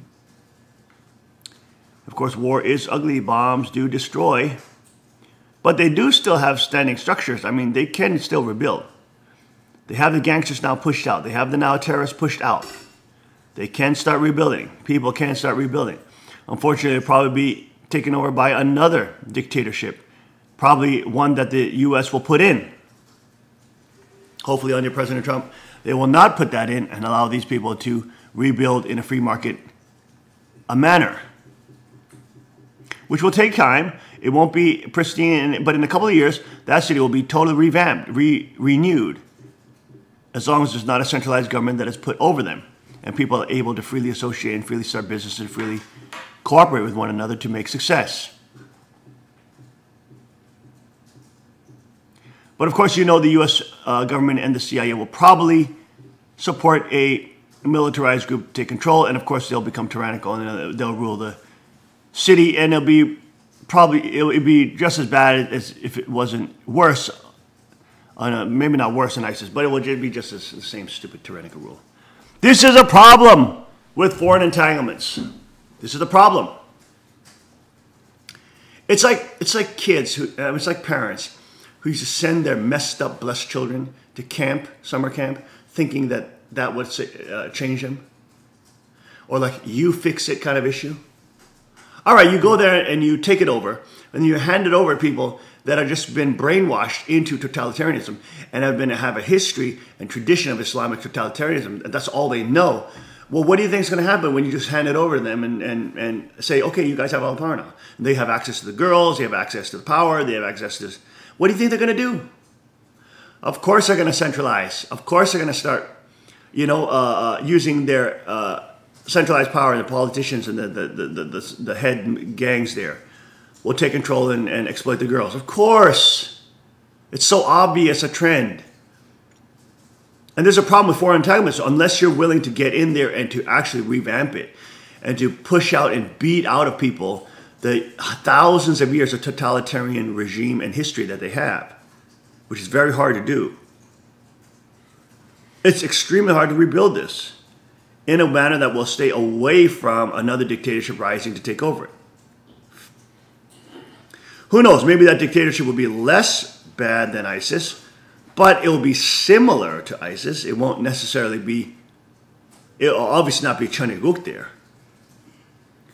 And that's why the law is so important. That's why Chaniguk Constitution is so important, because it's already prepared. It's a system that's already prepared, already there, and it's something that everybody can understand, read for themselves, and participate in creating. But again, going in, taking out a foreign country, and then leaving it to the devices of brainwashed, thousands of years, brainwashed totalitarian history, eating or force-fed people, is that you may have the potential, very high potential, of that happening again. The same history, pattern of history, occurring again. It's interesting that all the little foreign entanglements we've done in the Middle East, where we've, quote, gone into nation build, every single which one of them have led to terrorist groups taking over and the terrorist gangs because they're the most organized at that point because everything's destroyed at that point. They're organized, they're driven, and they make a lot of noise. And of course, they threaten people. So then they start taking over again. And then you just got another gangbanger that comes in there.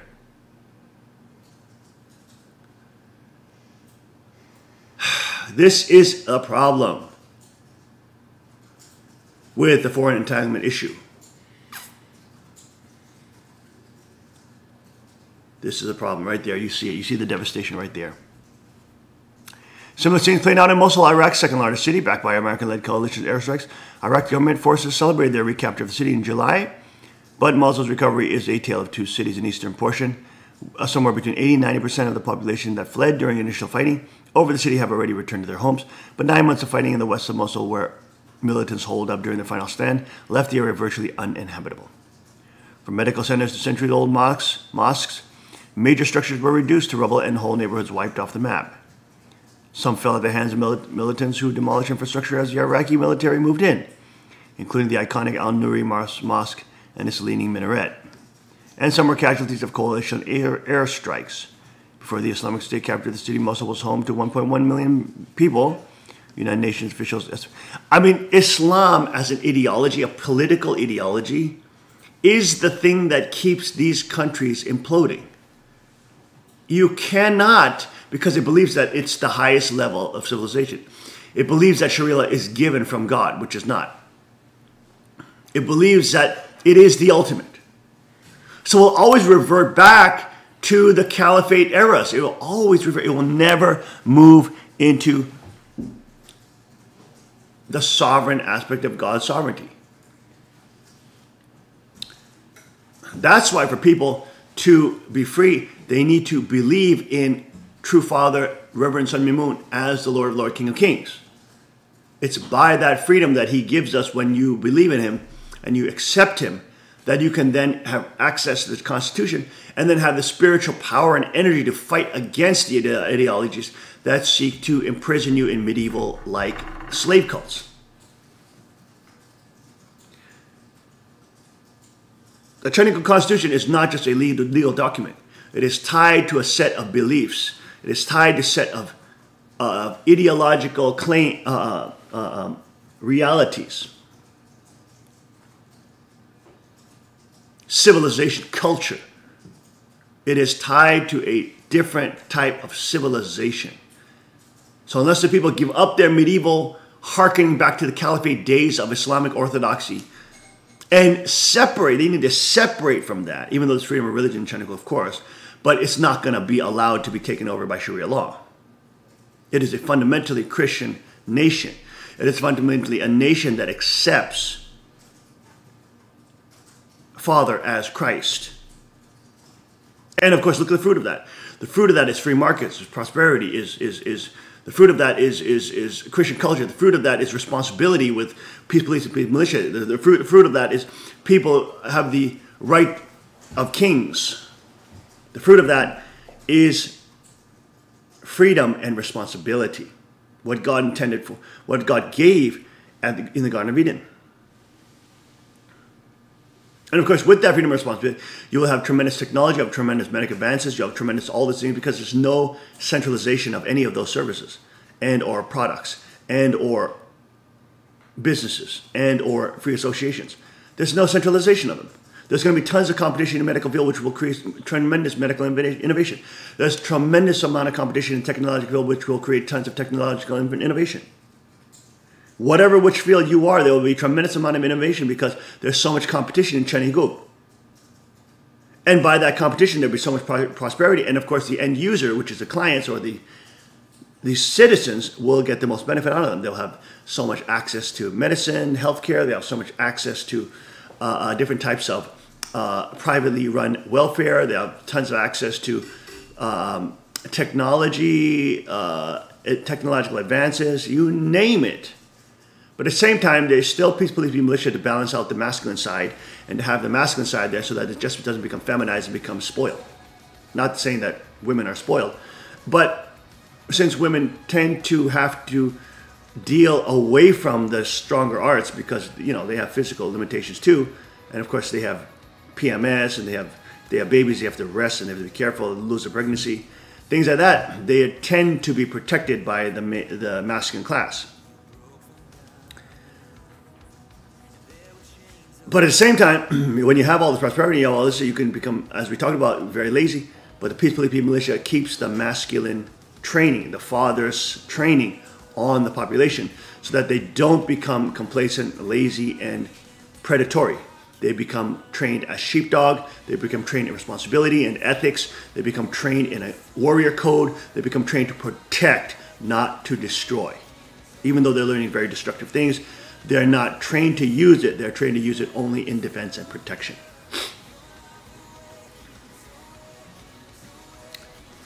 Totally. So that is good news that Trump and his administration has defeated ISIS, at least in those regions, and they are starting to push them back. McCain and Obama and Bush should be happy and praising him about it, but of course they're not, because they're the ones who made ISIS strong. Totally upside down, reverse, inverted world that we live in. Absolutely ridiculous. Exactly opposite of what the mainstream media tells us. It's a crazy world, folks, that we live in. We'll be right back after the short break. Stay with us.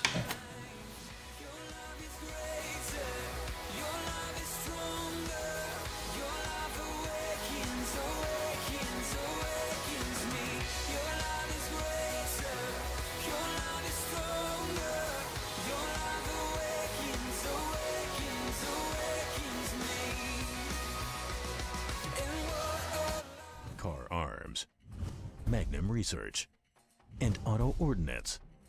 The Car Firearms Group, with a diverse product line that blends American craftsmanship with cutting-edge technology.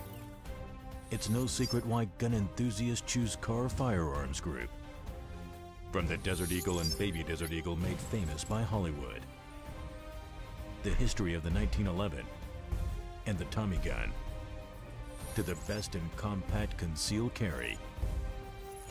Car Firearms Group is not only the first name in personal defense, it's a name that has earned the respect of gun enthusiasts around the world.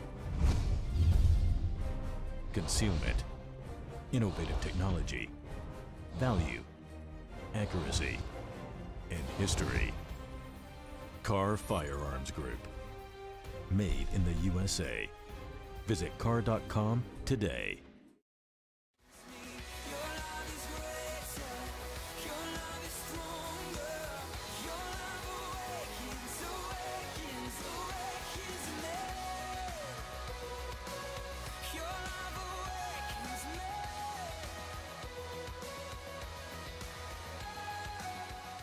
And we are back. Welcome back to the King's Report. Friday, October 20th is the date. Second King reporting live from the Chanigung Palace.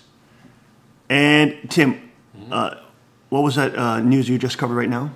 About with China? Yeah. Well, yes, China says their human rights are better than our human rights. Oh, there you go. That's right. China's So on century Breitbart, of genocide is Breitbart, liberal and headline. trendy. Yeah, we know their National Congress of the Chinese Communist Party is going on right now, and so they're talking about how wonderful communism is. Wow. And they say communists, not Western crusaders, value human rights. Oh, I'm sure, yes, of course. That's why they murdered 77 million of their own people, right? Well, the Chinese state media outlet Xinhua published a blistering condemnation of Western crusader human rights ideals on Thursday, arguing for the superiority of Chinese human rights, defined as roof over the head and food in the belly. Defined as you go against the government, you die. Yes. And you get your organs harvested. And nobody will say anything about it, because if they do, they're dead too. Can you say gangster mafia? Look at this piece of trash, pig, little Winnie the Pooh, despicable, disgusting piece of trash, Xi Jinping. I mean, look at this. Look at these disgusting little vampiric, parasitical, death cult, demonic Satans. I mean, look at them in their little, they're dressing up in these little white shirts, and they have these little red tabs. Oh, we're innocuous. We're not threatening. Oh, yes, we're so kind. We'll just murder you at the flip of a dime. You go against our government, we will kill you. This is just so ridiculous. I mean, it's just so absurd to even look at them. They're so ridiculous. To claim that they have better human rights, I mean, it's just absurd. This is a country, okay, if you get caught putting a picture of Winnie the Pooh up and calling it Xi Jinping, you will be taken into custody. That's right. Winnie the Pooh has been banned on Chinese online You sites. will be disappeared. If you write this Chinese government sucks, you will have stormtroopers, Red Guard coming, kicking your door down. If you dare to look at the contraband, which is basically, international things, and you don't abide by the party line, and you don't abide by the party newspaper, and don't believe the propaganda, you will not only be shut down, you'll be put in prison for treason. Mm-hmm. If you run a church that is not authorized by the Chinese government, you will be killed. You will be captured. Your organs will be harvested like Falun Gong and evangelicals that are getting killed in Korea. In China. And they'll smile at you and rape you if you're a girl, literally to death. They'll throw you, what they do is they throw the women into the male prisons and just let them just rape them to death. Because they are in Falun Gong or they evangelicals, they read the Bible. And they don't bow down to the Chinese government. This is supposed to be their human rights. Then after you die, they can't put a good corpse to waste, so they'll take and organ harvest you. Because they can do a liver and heart transplant within 3 to 5 days by your ordering, if you order off the menu of a hospital. It's literally a menu to order human livers and organs from, which you can get transplanted in 4 to 5 days. Because anybody who knows anything about livers or heart transplants knows that you need it from a recently dead person. But they can get it to you in 3 to 4 days. What does that mean? They're killing somebody to get it to you. And we've shown you the statistics on the death rate in China. Even if they claim that they're doing the organ harvesting on the prisoners. But we've shown you even the UN, one of the councils in the UN, not the council, one of the European ambassadors, whatever, who actually is standing up for human rights, went against them and said, hey, the numbers don't match up. You're saying you have this and that many people to organ harvest from, which are prisoners who are being executed. But then the number of organ harvests is like 5, 6 times, 10 times that. It's like, what the hell's going on? What are you guys doing? How are you getting that many more hearts and livers? Well, they're killing people. All those evangelicals and all those Falun Gong members that they don't like and that are opposed to their communism, their friendly communism, their human rights upholding communism, they're all dead. Bloody pools, still beating hearts, being torn out from their bodies to be organ harvested and frozen. This is what you're dealing with, folks. And they have the audacity, they think you're so stupid that you actually believe that, because they can play on your desire to want to be Asian and have an Asian hegemony and want to be ethnically racist and want to believe that Asians now, it's time for us Asians to take over. Look, it's not about the different races or the color of your skin. It's not about that. It's about humanity surviving and being able to move towards sovereignty. It's not about, oh, the whites had their time and the blacks had their time and now it's the Asians' turn. It's not about that. That's exactly the mentality they want you to fall into. That's the divide and conquer strategy. That's how they have a rigged system which they select winners from. And right now, the Chinacoms are the winners that they're selecting. And they're putting as the exemplars to all the world. And they're artificially, of course, allowing them to succeed, artificially allowing the playing ground to be imbalanced, giving America a huge corporate tax rate, giving America all these international taxes while China can break all the rules and succeed. It's an international scam. China is not a successful country. It just has the appearance of, because they have slave labor and because they're allowed to compete on an unfair playground against America. They are the worst violators of human rights. in the 21st century. Worse than Hitler, worse than Mao Zedong combined, probably double, triple that amount. You have Lenin and Stalin, about 40 million dead there. You have Pol Pot, about 3 million dead there. You have Hitler, about 12 million dead there. All that combined doesn't even add up to China. And that's only one dictator, Mao Zedong. After him, it's Deng Xiaoping and whatever, Xi Jinping, these idiots. How many countless millions more have died after that? All the worst dictators, even in the communist Western world, did not compare to one Chinese dictator. Isn't that crazy? That's how evil they are. There's nothing to be proud of with China. They're an imperial, hegemonic, lustful, despicable, destructive, evil force. You talk about sex trafficking. You talk about child exploitation. You talk about women prostitution. You talk about all manner of evil that they hide behind their little prim and proper Asian etiquette and their little prim and proper black suits with white shirts and red ties and blue striped ties. They're not conservative.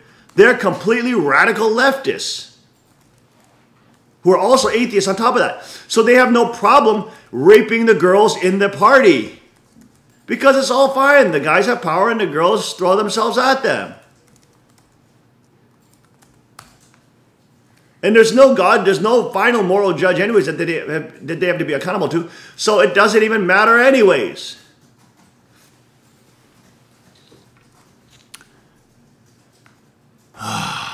Just ridiculous. We're just so sick and tired of seeing these commies and their fake, propped up systems being touted around as the best human rights records in the world. I mean, this is just upside down, literal la-la land, delusional land. In other news, Tillerson says China predatory for dumping enormous levels of debt on developing nations. Putin says Hillary is behind the Russian collusion, hysteria, and elites disrespect Trump voters. Your silence was deafening. Bill Clinton rape accuser calls out Monica Lewinsky. I've always felt sad for you, but where were you when we needed you?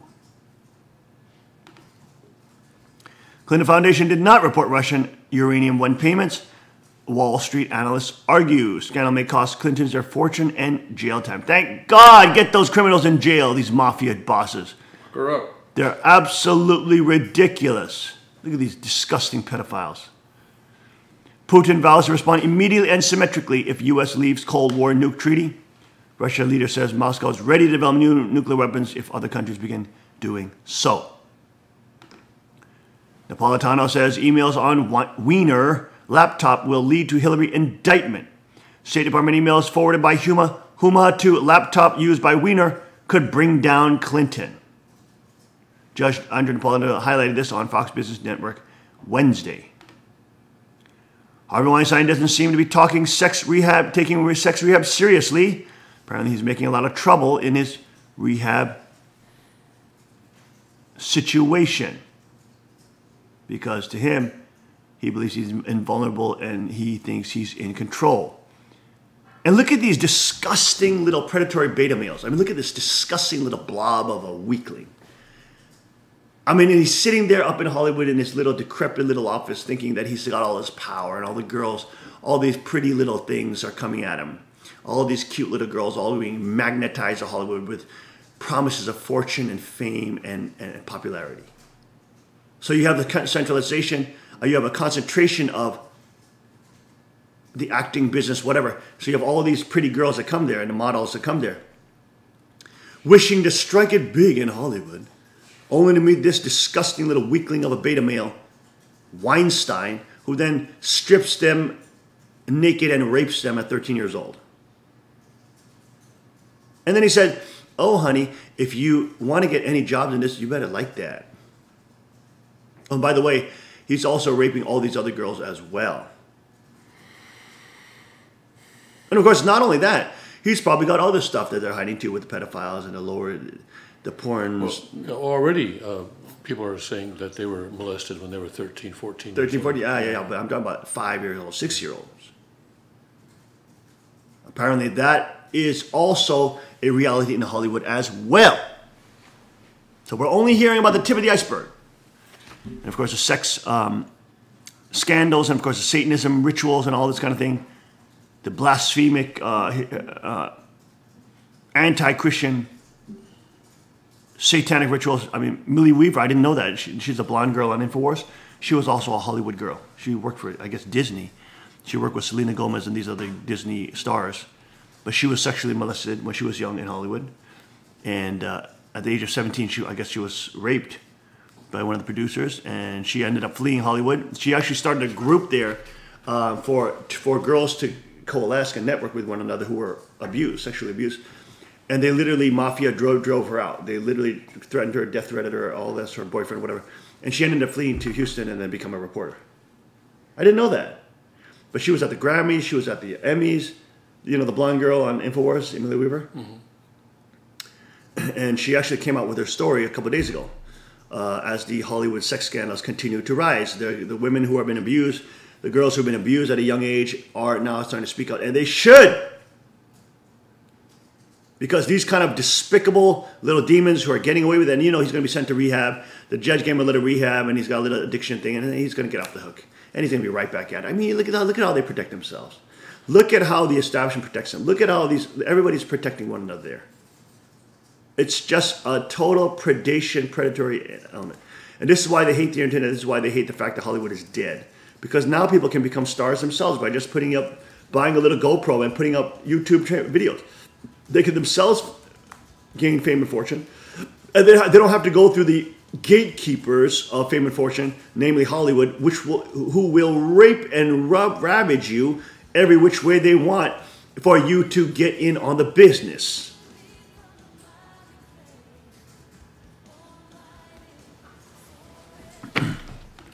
Tarantino on Weinstein, I knew enough to do more than I did. There he is. Tarantino now admitting that he, of course, is another beta male, little punk, little despicable little weasel who also helped protect Weinstein. He's coming out and admitting, look at that, he knew enough to do more than he did. See that? He knew enough about it. He knew about the scandals. He knows about the pedophilia. He's probably engaged in it himself. Nobody would be surprised. Look at this despicable little disgusting beta male that no girl would be attracted to other than the fact that he's some stupid movie producer and they throw their legs at him. This is just ridiculous. This is how these despicable weaklings get girls and exploit them. But now girls have to smarten up. They got to get smartened up. They got to realize this is the nature of these predators. They're not out to help you. They're out to rape you and exploit you sexually and pleasure themselves and throw you out into the garbage trash bin. You have to seek honorable men. Not these despicable little power-grubbing demons who get up in power by kissing ashtray and doing deviant things and allying with other predators to get more powerful. They will always fall in the end, and look at them. They're fallen, and they're falling now. Hollywood is dead and being sold out to China. General Kelly also destroys lies about Trump's call to widow a fallen soldier. He stated the record, sets the record straight about Trump's call to the widow, and how scumbag Frederica Wilson's publicized the event. That's Mark Dice reporting on that. Motion filed to preserve evidence in the October 1st shooting. Mandalay Bay's corporate owner MGM Resorts have been ordered not to destroy anything that could be considered evidence in a civil negligence trial over events related to Route 91 Music Festival. That's good. Spain to trigger direct rule on Catalonia to crush independence bid. Not a surprise. Not a surprise. They're not going to let you go. You try to get out, they're not going to take you over militarily, just like the EU has said to Britain, you're not going to do Brexit. If you do that, we're going to send in the military. We let you vote. You voted against the EU, but so what? It doesn't matter. That doesn't mean anything anyways. Change your mind. Get back in. Shut up. We're going to kill you. CIA Director Iran deal failed to permanently block Tehran's path nukes. And there is your headline news. We'll be right back after the short break. Stay with us with our special guest coming up.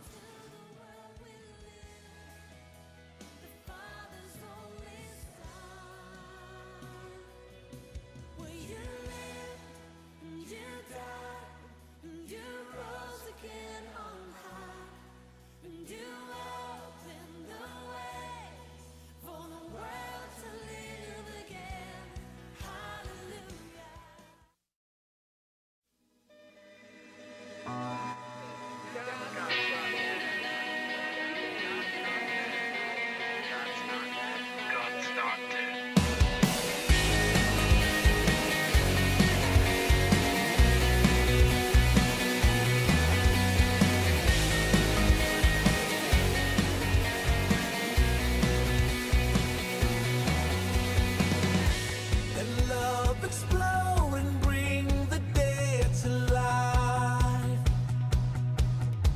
A love so bold to see a revolution somehow.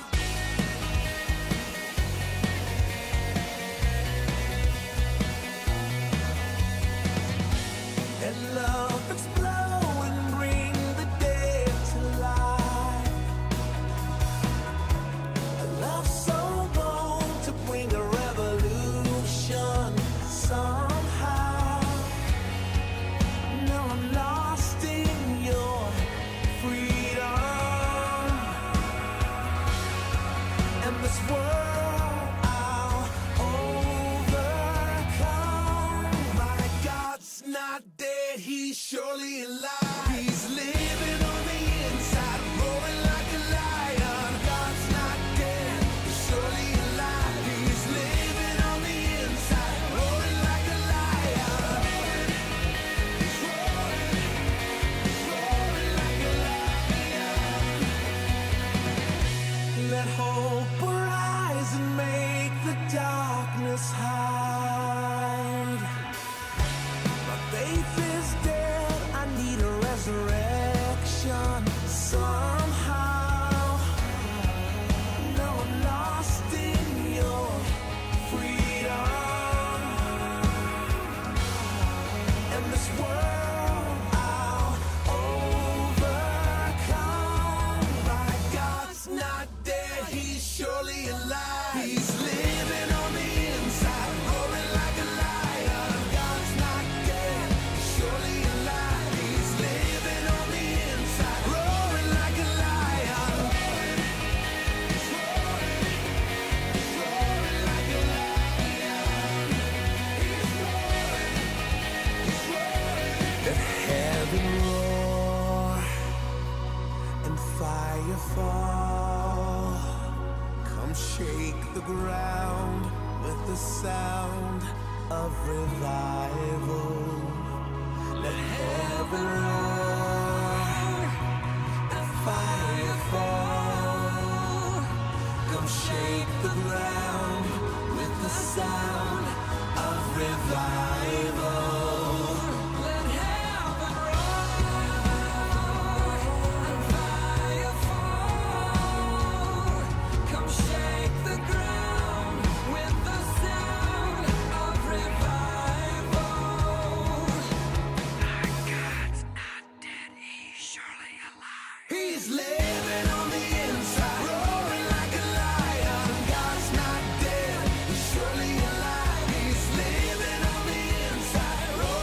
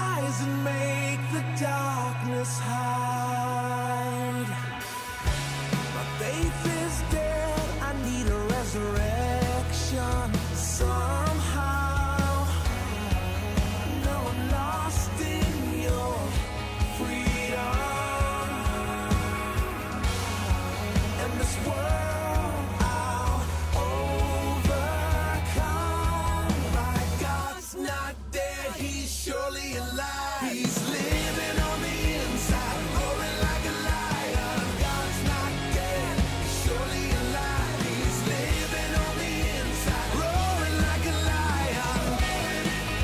He's roaring like a lion. He's roaring. Let heaven roar and fire fall.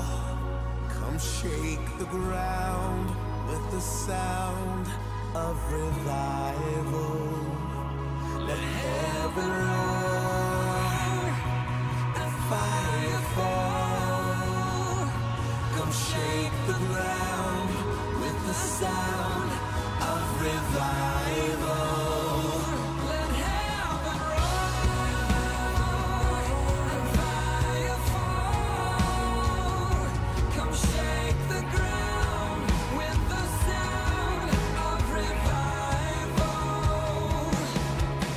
God's not dead, he's surely alive. He's living on the inside, roaring like a lion. God's not dead, he's surely alive. He's living on the inside, roaring like a lion. God's not dead, he's surely alive. He's living on the inside, roaring like a lion. God's not dead, he's surely alive. He's living on the inside, roaring like a lion. He's roaring like a lion. He's roaring like a lion.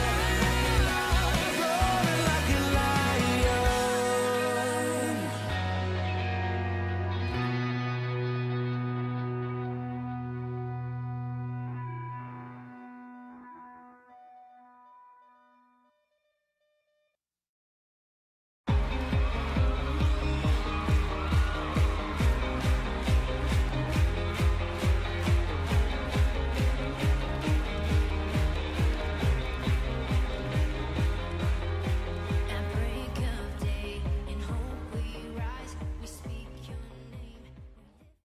And we are back. Welcome back to the Kids Report this Friday, October 20th, 2017. Second K reporting live from the Chanigung Palace here, joined today with Dr. John Burgess. Am I saying that correct? Doctor, am I saying that correct? Either way, Burgess usually. Burgess. Okay, thank you. Dr. Burgess has received several doctorates, including medicine and surgery, acupuncture, oriental medicine, and homeopathy. Wow. He serves as a program director of the American Osteopathic Society of Rheumatologic Diseases. Received a medical surgical license since in 1985. Serving as medical director of Shenandoah Preventive Medicine Incorporated in Martinsburg, West Virginia. He was also commissioned as Air Force officer and tactical C-130 pilot in 1974. Thank you for your service, sir. Also, Dr. Burgess is an expert in neurotherapy, a safe, gentle pain management injection technique without cortisone and radiation. He is also a fellow in anti-aging, functional, and regenerative medicine, an advocate for natural healing. Dr. Burgess always says the best place to start in medicine is in nature. Exercise, good nutrition, detoxification, and a peaceful, productive home is always the foundation of health. Dr. Burgess, thank you so much for joining us today. Could you speak to us just about the basics of human health? The basics of natural healing or nature as a source of natural healing. Absolutely. And I think if we go back in time where we didn't have the advanced surgeries, we didn't have the numerous thousands of drugs, the only place that people looked to for healing was nature. And the depth of their understanding may supersede our own. That within human beings is a very powerful ability to heal, recover, and regenerate. And but I think we need a peaceful, safe place to do that, and to to find a peaceful, safe place where people can recover and regenerate, because I've done that for some 30 years with kids trying to get off drugs, vets trying to get their PTSD and problems under control. And we had over thousands of patients, but the recovery, to be honest about it, the most successful recovery with these people, PTSD and drug addiction, was to put them in an atmosphere of safety, nobody's messing with them, nobody's hurting them, and comfort, the basics, food, shelter, that type of thing. And then to do all of this within a natural environment. So we had a couple of 100 acres of land, horses, dogs, cats, animals, organic food. But basically, I provided the safety and the comfort, but the healing, I think, was entirely from nature, allowing someone to be with themselves, to be who they are, and to feel safe in doing that. It seems there's some powerful force of nature or spirit or God that allows people to heal if they are living in an atmosphere of peace. We saw a high success rate with that. And the food type, just very, very basic on the foods. Probably the best thing I ever learned in food understanding or nutrition was what, I'll go ahead and say, I mentioned a friend of mine. He had a muscular dystrophy. He was quadriplegic from the early age, about 4 years old. And the longest anyone ever lived with his condition was 20 years. And he was a vegetarian, and he followed 3 simple rules. And then he lived to be 39. He doubled maximum life expectancy by following the rules of grains, greens, and beans. How simple can it get? Grains, greens, and beans. So in your program, do you also prescribe, I guess, for certain types of physiologies or certain types of, body types or dispositions, you would prescribe vegetarian plant-based nutrition? Everybody's different. I've been vegetarian personally for 40 years, but I think some people may require more protein-dense food. And I think we're kind of in a tennis match now. Some saying more meat, some saying less meat. But I think if you want to get back to basics, balance, just balance, and also acceptance. Some people may want to eat a certain type of food and you may like another, but there's no contest between who's eating the right food.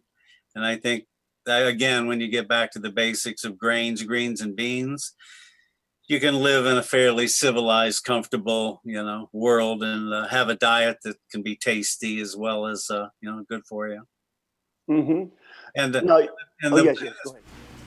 body types, if someone is larger, more overweight, I would simply say more walking.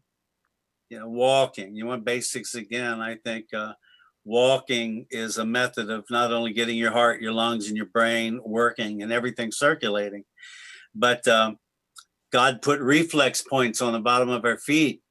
Hey, that's true. Yeah. So if you put them there, it's probably for a reason, so that when we do walk, we are activating those reflexology points on the bottom of our feet. So I think that's a natural way of healing just by taking a stroll. Yeah, in Asia, it's very common. I mean, even in Korea, for example, South Korea, it's very common for people to have, this, to say, for example, I need to walk 10,000 steps today. And that's like a part of a health regimen. I'm also doing like this. My father-in-law, who is very into Asian medicine, acupuncture, you name it. He does he does a lot of jaw exercises, bite exercises, because it helps him with his brain function, et cetera. All this fight different things is what he says. Like, for example, Alzheimer's or some of that. But I just got this exercise ball. It's called Jazzercise, and it's basically to stimulate the muscles in your face, because I do a lot of different type of combat martial arts and stuff like that, and we do a lot of different type of training. I'm vegetarian for 6 years. I studied in Buddhism for over 10 years, before I became Christian pastor, etc. But so I've been involved in a lot of these things, but at the same time, like, I don't know how I got into that, but I'm sorry. But, basically stimulating, the muscles in your body, like we have all these different muscles that we train, but like in your face, you have like 57 different muscles, which you don't train, and you're not getting any blood flow in there. And I felt by just doing this small exercise of just chewing on this thing that they have, it's like a little ball basically, and you chew on it. I feel this incredible blood flow going through my head, my back of my head, up back here, through my sinuses. It's really quite interesting. And I just generally feel really healthy just chewing on this little ball. It sounds crazy. I mean, probably not to you, but to normal people, to the regular people, it sounds kind of nuts. But like doing these things, which are alternative, have a tremendous impact on our body. That's at least what I've experienced. Yeah.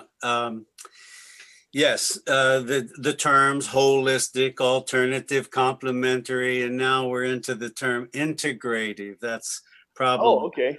Yeah. So that's kind of the new catch-all term, at least with the government. So 30 years ago, you would talk about holistic medicine, and then 20 years ago, according with the United Nations, it was complementary alternative medicine. And, and recently, the term within the medical circles, at least as far as giving themselves appropriate names, is integrative. And the United States government has been saying only in the last year or so, what we need is integrative medicine, or especially integrative pain management. That's the big reason they're talking about it now, because the methods we've used for the last 30, 40 years to control drug addiction and the heroin crisis do not work. Yes. And if we're going to be treating pain, but the only thing we're allowed to use is either pain medication, opiates, which can be fine in some cases. Everything has to be determined individually. But the methods we've used to treat pain, at least financially, where most of the money has gone, has been in steroids, cortisone injections, and those injections are combined with fluoroscopy, X-radiation, which does increase cancer risks. So you have to ask yourself, why have we been using mainly steroids and radiation to treat pain, with almost no understanding of, really 99% of the time, those people who are treated have no education in nutrition, homeopathy, acupuncture, massage, chiropractic, osteopathic, or the type of things our grandmas would have taught us if they had. Yes, right. That ancient, the herbalism. I also practice bushcraft and survival skills as well. And like one of the parts of bushcraft is like learning wild edibles. So I love wild edibles. I love chewing on wild edibles, like plantain, and like, the queen got, my wife is a queen, and she got stung by a bee. So I just chewed up some plantain and, some plantain, the wider plantain. I can't remember exactly the Latin name to that. Plantago major, I guess it is. And then I just chewed it up, put it on it, and that bee sting went boom, it was gone. I mean, it's like, I used to have like tremendous like indigestion sometimes, and just a little bit apple cider vinegar just bangs that out. It's like incredible. But it's like, this is traditionally called like Asian medicine or natural medicine, but it's like, this was like standard. This was standard all over the world, right? I mean, it was folk medicine. It's kind of funny what we call traditional medicine today within Medicare, Medicaid, Blue Cross, Blue Shield, all the insurance companies. What they call traditional medicine is actually recent medicine that has failed miserably, but we're still using it. So we shifted over to the drugs. You probably know this. Basically, we went from homeopathy and natural medicine up until 1910. And then we had the Flexner report that was funded by the Rockefellers. Which the Rockefellers. There you go. yeah, and that's what happened. So with the Flexner report, it said all of the medical schools who were utilizing natural medicine were out of date, and they needed to be updated into drugs and surgery. So since that time, we shifted into a lot of drugs and a lot of surgery, and now that new stuff is called traditional medicine, whereas what you said, the real traditional. Are they calling basically like the pharmaceutical vaccines, the traditional medicine? Is that what they're saying? I'm afraid so. That is crazy. Yeah, so that's playing with the words even. That is so crazy. So there's been a real effort to actually reduce or try to portray our traditional folk medicine as being silly, not functional, just basically the people who were practicing natural medicine from 1910 until now were considered crazy. But I have to tell you, since I've seen a lot of patients over the 30 some years, I've had several patients who are Cherokee. And I always ask them about their Cherokee grandmother. And they all have the same story whenever we got sick within the family. And this is in the 50s, 60s, 70s, 80s, 90s, whenever they got sick within that family, Cherokee mom would walk into the woods, come back out of the woods in about half an hour to an hour with a basket of herbs. And then she would cook and prepare those herbs like you were mentioning with the plantain. And they would always recover. They would do well. And in most of these cases, those Cherokee grandmothers lived into their 90s. One common theme was they all lived to be in their 90s. So if they're living 20, 30 years longer than those who are receiving traditional medicine, we should examine that. We should ask what's going on. And that is what's going on. If you buy the drugs and surgery, you probably won't do that well. If you add a lot of natural medicine, you'll be okay. Well, what's so shocking? We had Rusty Hexter, who's here in Pennsylvania, trying to, he runs an organization for the Freedom From basically Vaccines organization out here. His daughter was vaccine injured at 9 months old. Thank God she's doing a lot better now. But anyways, a nice guy who was former law enforcement, former Army, etc. Very nice young man. And I think he's like in his 30s. But he's out there, and we had him on the show the other day, and we went through the list of the stuff that's in the vaccine. I mean, they have like arsenal in there. They have like, thimerosal, which is more deadly than, some, type of products that go into nuclear bombs. They have like aluminum at toxic levels, like 6,000 times the toxic limit of drinking water. I mean, it's like absolutely ridiculous what kind of poisons have in these drugs. A deadly situation, and you would think we could have at least communication, but there's not.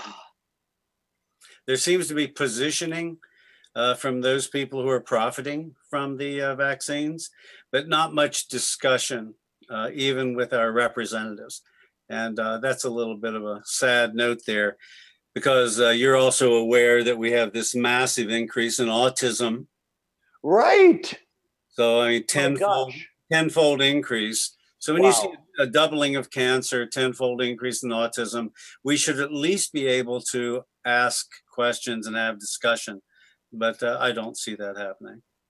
Yeah, I mean, if you ask a question, you're some kind of conspiracy theorist, or you're some kind of crazy, or something like that.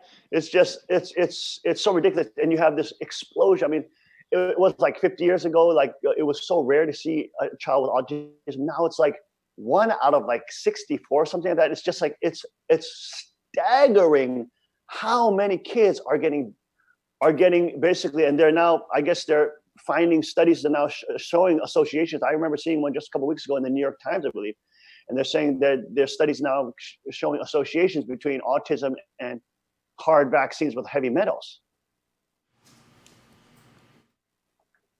Yeah, well, you mentioned the detoxification earlier. If we're trying to get people to recover well, so detoxification, which could be done through various ways of chelation of the heavy metals, like you're talking about, and then things to get it to regenerate.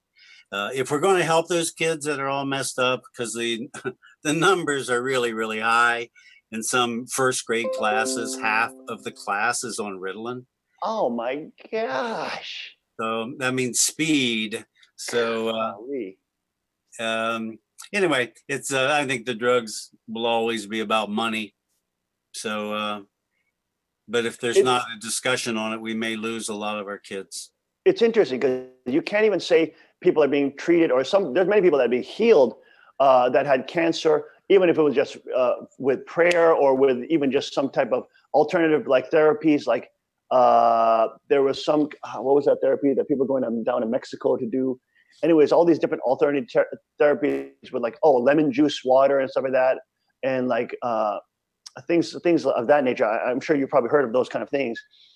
But you're not allowed to speak of people, I guess, being, recovering from cancer because they don't want the cancer cure. They want just treatment so they can continue to milk the person as long as they can.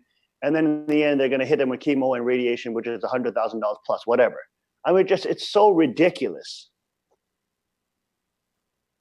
Yeah, you're hitting it on the head. I mean, it's they don't want the cure. I mean, is it true that at least I've heard it from different people in the medical field that say, hey, the cure for cancer was already discovered decades ago, but the pharmaceuticals don't allow it to be released or they suppress it. There are definitely various cures. I don't know about just one cure for cancer, but there's some methods that have been highly successful for decades. And even though they were used in the United States for maybe 40 years, those methods are now outlawed in the United States. And for what it's worth, I did a fellowship in integrative cancer treatment. And the people I worked with, which I think are the top-notch cancer specialists, oncologists in the United States, were forced to set up their clinics. Now, these are American physicians, top level, and they were forced to leave the country in order to provide the treatments for the patient. So the methods that we know are greatly beneficial are illegal in the United States. So you can't do it here. And, wow. And the colleges are colluding with them because the colleges, too, are just funneling people to pharmaceuticals, too. It all goes in that direction. And it's like flu shots and all this stuff. It's like crazy. Yeah. So basically, a lot of the stuff we have to do, even in addiction medicine, because I mentioned that earlier, that we deal with addiction, and I never wanted to deal with a crisis like we have now, but I'm right in the middle of it. Our county in the United States is the worst heroin abuse county in the United States. Really? I thought it was our county. Well, you're close. You're close. And I think, but anyway, the treatments for these type of situations are also illegal in the United States. Wow, that's incredible. That's mind-boggling. Now, okay, just hold on that thought 1 second. We're going to take a short break. We'll be right back, and let's unpack this a little more with Dr. Burgess. Stay with us. Got it.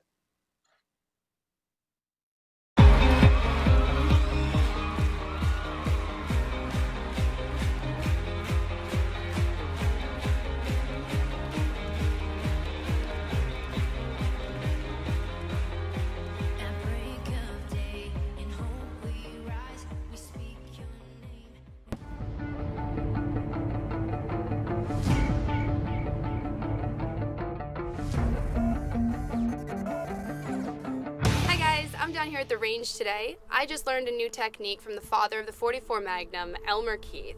which is called shooting out of the notch, which allows you to make really long distance shots and still have an extremely precise sight picture. So I brought my CW9 car down, and with this little gun, we're gonna shoot this little munchkin at 200 yards up in the hills, applying this technique, and hopefully we'll make the shot. To apply this technique, instead of using the blade of the front sight lined up with the top of the rear sight, I'm going to take the dot of the front sight and raise it up so that it's out of the notch, but I'm still going to keep the front sight on my target. Bringing that front sight up like that is going to compensate for the bullet drop over that excessively long distance with just this little gun. So if applied right, we should be making contact. Let's see how it goes.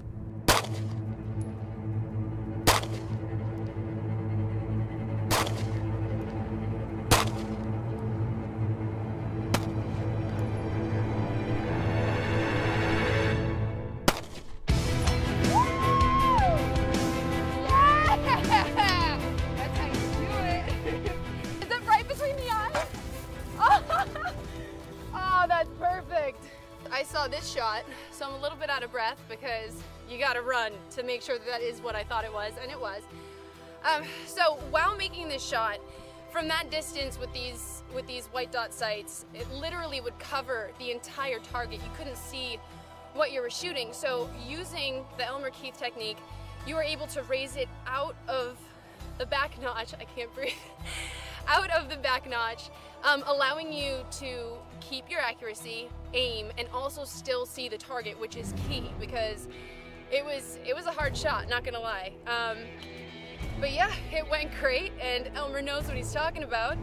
And for such a small gun to be able to take that hit, I'm very impressed with this. All right, guys, be sure to like and share, and I'll see you out on the range. That was awesome. Hey, can I try that one? Yeah, let's do it with the 380. Does everybody have eyes and ears?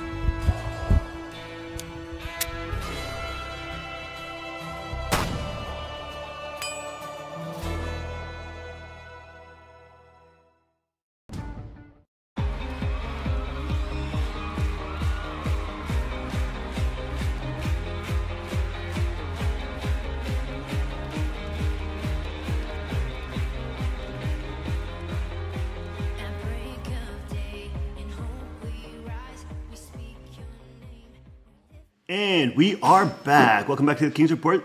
This Friday, October 20th, 2017, the Bible says, "Let no man take thy crown." You have to hold fast to your crown and your rod of iron. We're here joined with Dr. Burgess, and we were talking to the break about an incredible, probably world-changing, potentially world-changing breakthrough.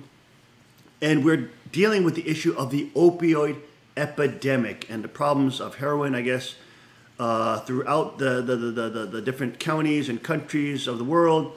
I just raised a point to Dr. Burgess during the break that I don't like the fact that the CIA runs the drug trade, and that the U.S. government has been running this drug trade, and we have soldiers protecting poppy fields in Afghanistan, and we produce like 97% of the entire heroin poppy seed production. That is crazy to me, all right? I brought that up at the town hall meetings with our commissioners and all that. They think I'm the crazy pastor. But, you know, hey, it is simply true. All right, Dr. Burgess, but talk to us about the opioid epidemic and some of the breakthroughs that are now coming out. Yes, the big breakthrough, the one big breakthrough, because we see the way the government has handled the problem. First of all, if you have heroin addiction, you switch to methadone for the rest of your life. And in the last 10 years, the government has said they want everybody on opiates to switch to Suboxone, which is buprenorphine, for the rest of their life, which is just. And are these are pharmaceutical drugs? Yes, and they're switching. They're all opiates, and oh my God, they're switching from one opiate to another. Whoa, that's mind-boggling. Now, do we know which companies produce these pharmaceutical drugs? Boy, you're getting into some serious stuff now. Well, let me put it. I'll give you one to think about. All right, and that is the drug Suboxone was developed and produced by a household cleaning products company. Clorox. Actually, you're very close. The company that manufactures Lysol decided to produce, or for whatever reason, wound up producing only one drug for the company, and that was Suboxone, and that's what the federal government has been pushing Oh my very gosh. strongly. And That is a little fishy. yeah, so if you go down that rabbit hole, you will learn an enormous amount. And another household cleaning product company, which is Procter & Gamble, is building a 1,000-acre factory site a mile from my office here. And, Wow. and it's something like I've never seen in my life. And again, this is kind of a twin sister or twin factory to the Lysol producers. So with the new factory they're building here, they should be able to produce any chemical or any drug in the world. 1,000 acres. The base of the pyramid is 13. This factory that is like a whole city has been put up within about a year. It's astounding to see. So there's a lot involved. There's a lot involved with this. So this new factory they're putting in is also beside our military base, which is I think the longest runway on the East Coast. So anyway, it's always been a lot of military activity and that type of thing going on. But anyway, I just thought I'd mention the way the government wants to treat addiction is to put everybody on Suboxone, so you take this drug for the rest of your life. But we had mentioned during the break, there is an herb, and it's called ibogaine, and it comes from ibogaine, and it comes from the bark from a tree in Africa called the iboga tree. So, so as far as chemical drug manufacturing, producing something to get people off opiates, horrible failure, horrible.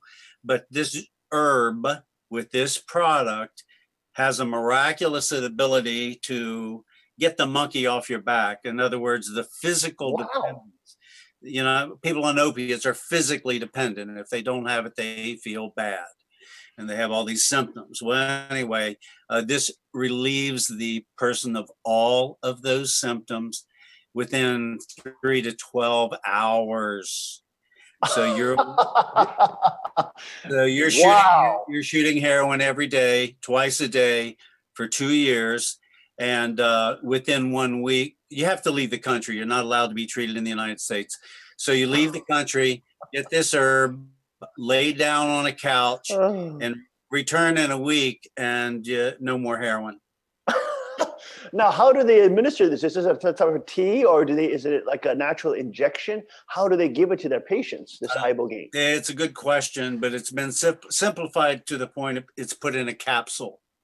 All you have to take is one capsule, lay down, and then you have a lightheaded, what's called a dissociative effect. In other words, it's like a psychedelic kind of experience.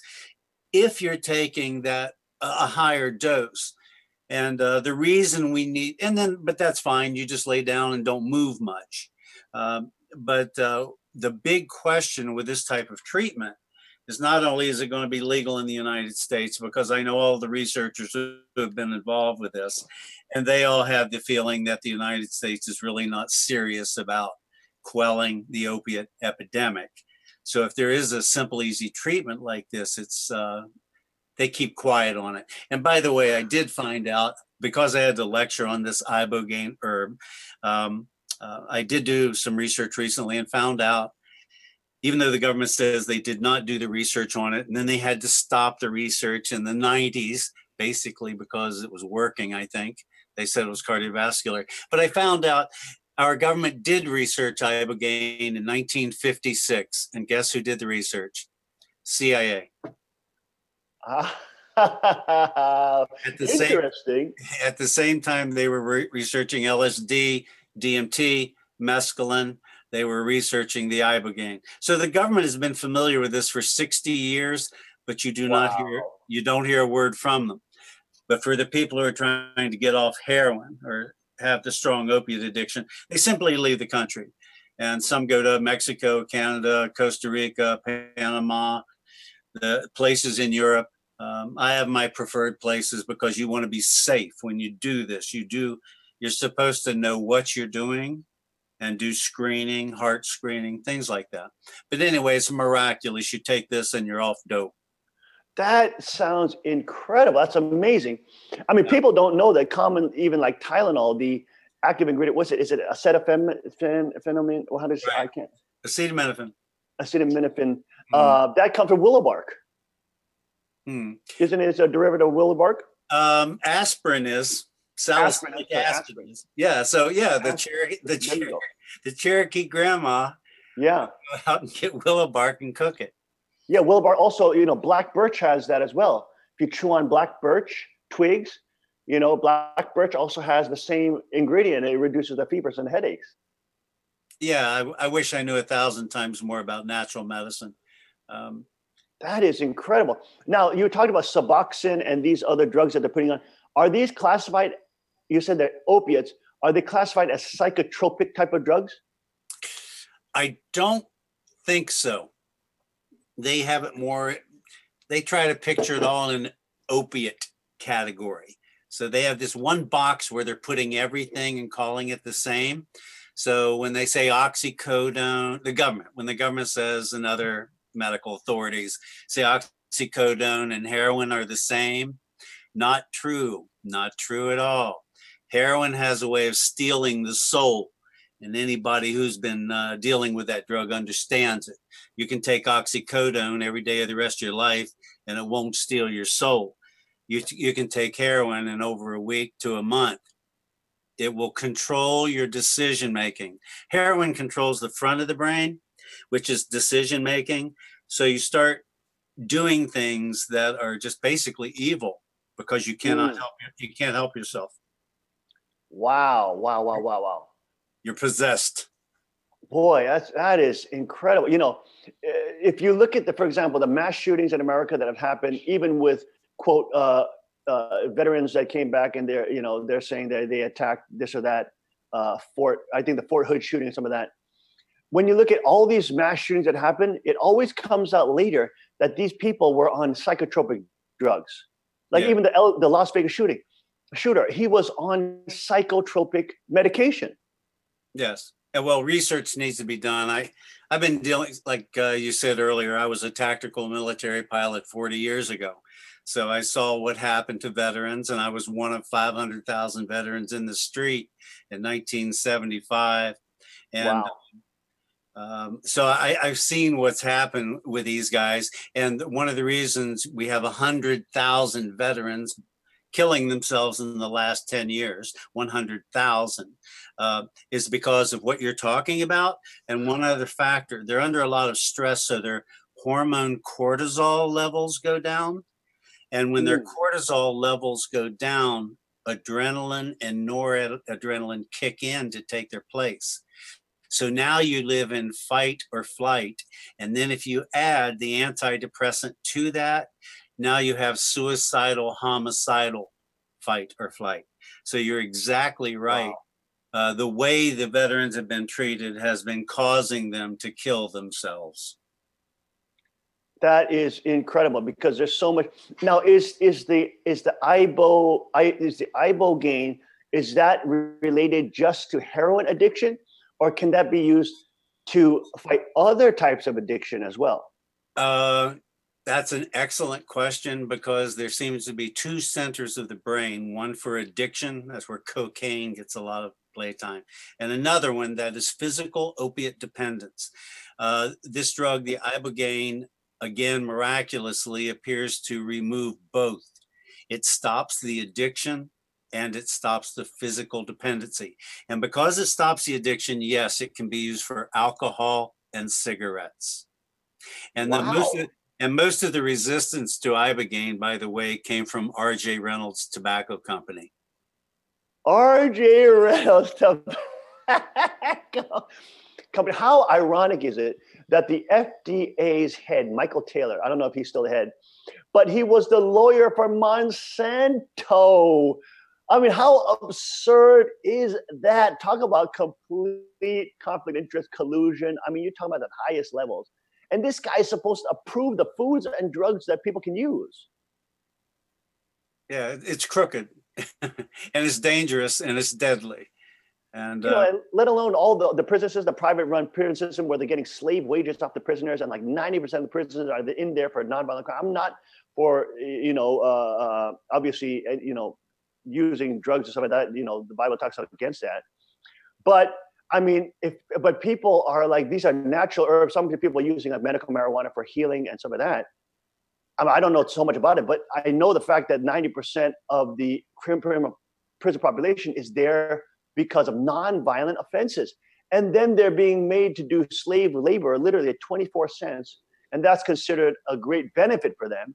And you got these conglomerates that are working with those private prison institutions, which also have quotas as well. They got to fill their prisons. It's like some kind of hotel chain slavery system. And they got these young people working at 24 cents an hour, like Walmart in it, Starbucks is in it. I mean, all these companies are in it. It's like crazy.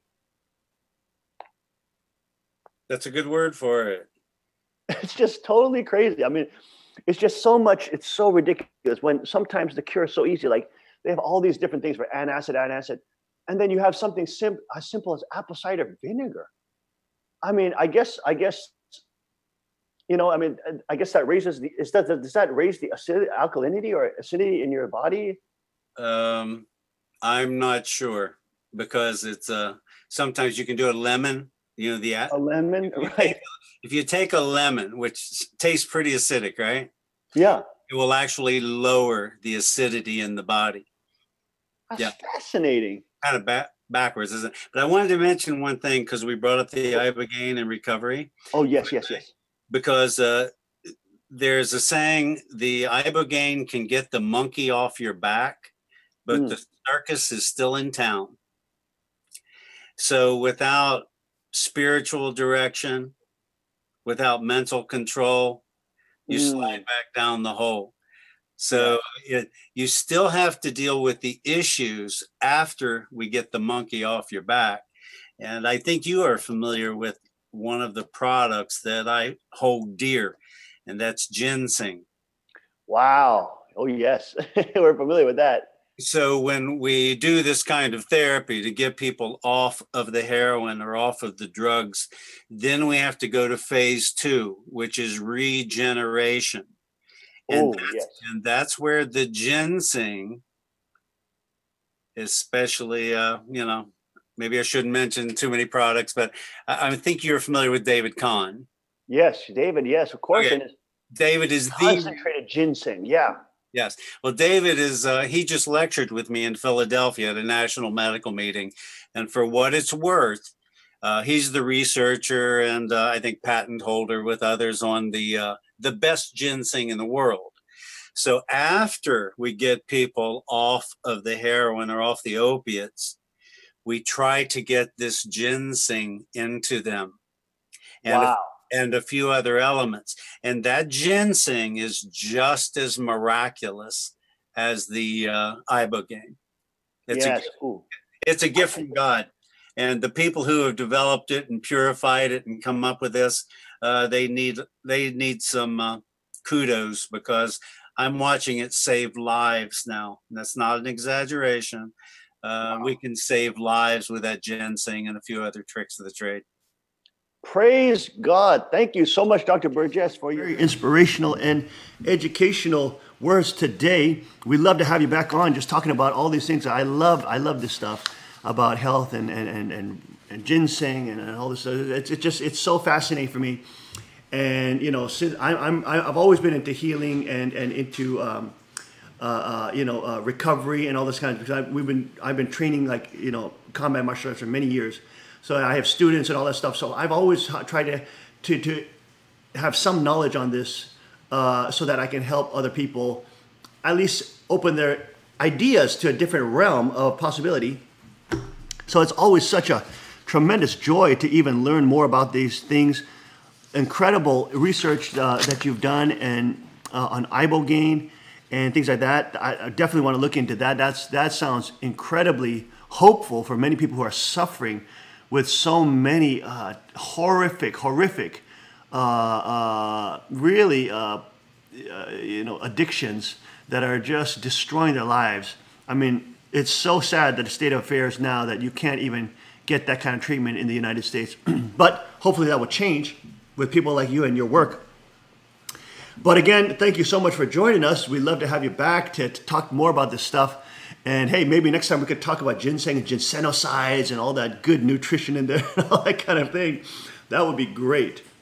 Hey, thank you so much, Dr. Burgess. We thank you, appreciate it so much. Thank you all for joining us today on this edition of the King's Report. We'll see you tomorrow with Tim Elder at 5 a.m. sharp. Remember to stay in his presence, stay in his kingdom. Keep your crown and your rod of iron. And we will see you back tomorrow. God bless, Godspeed, and may his kingdom come.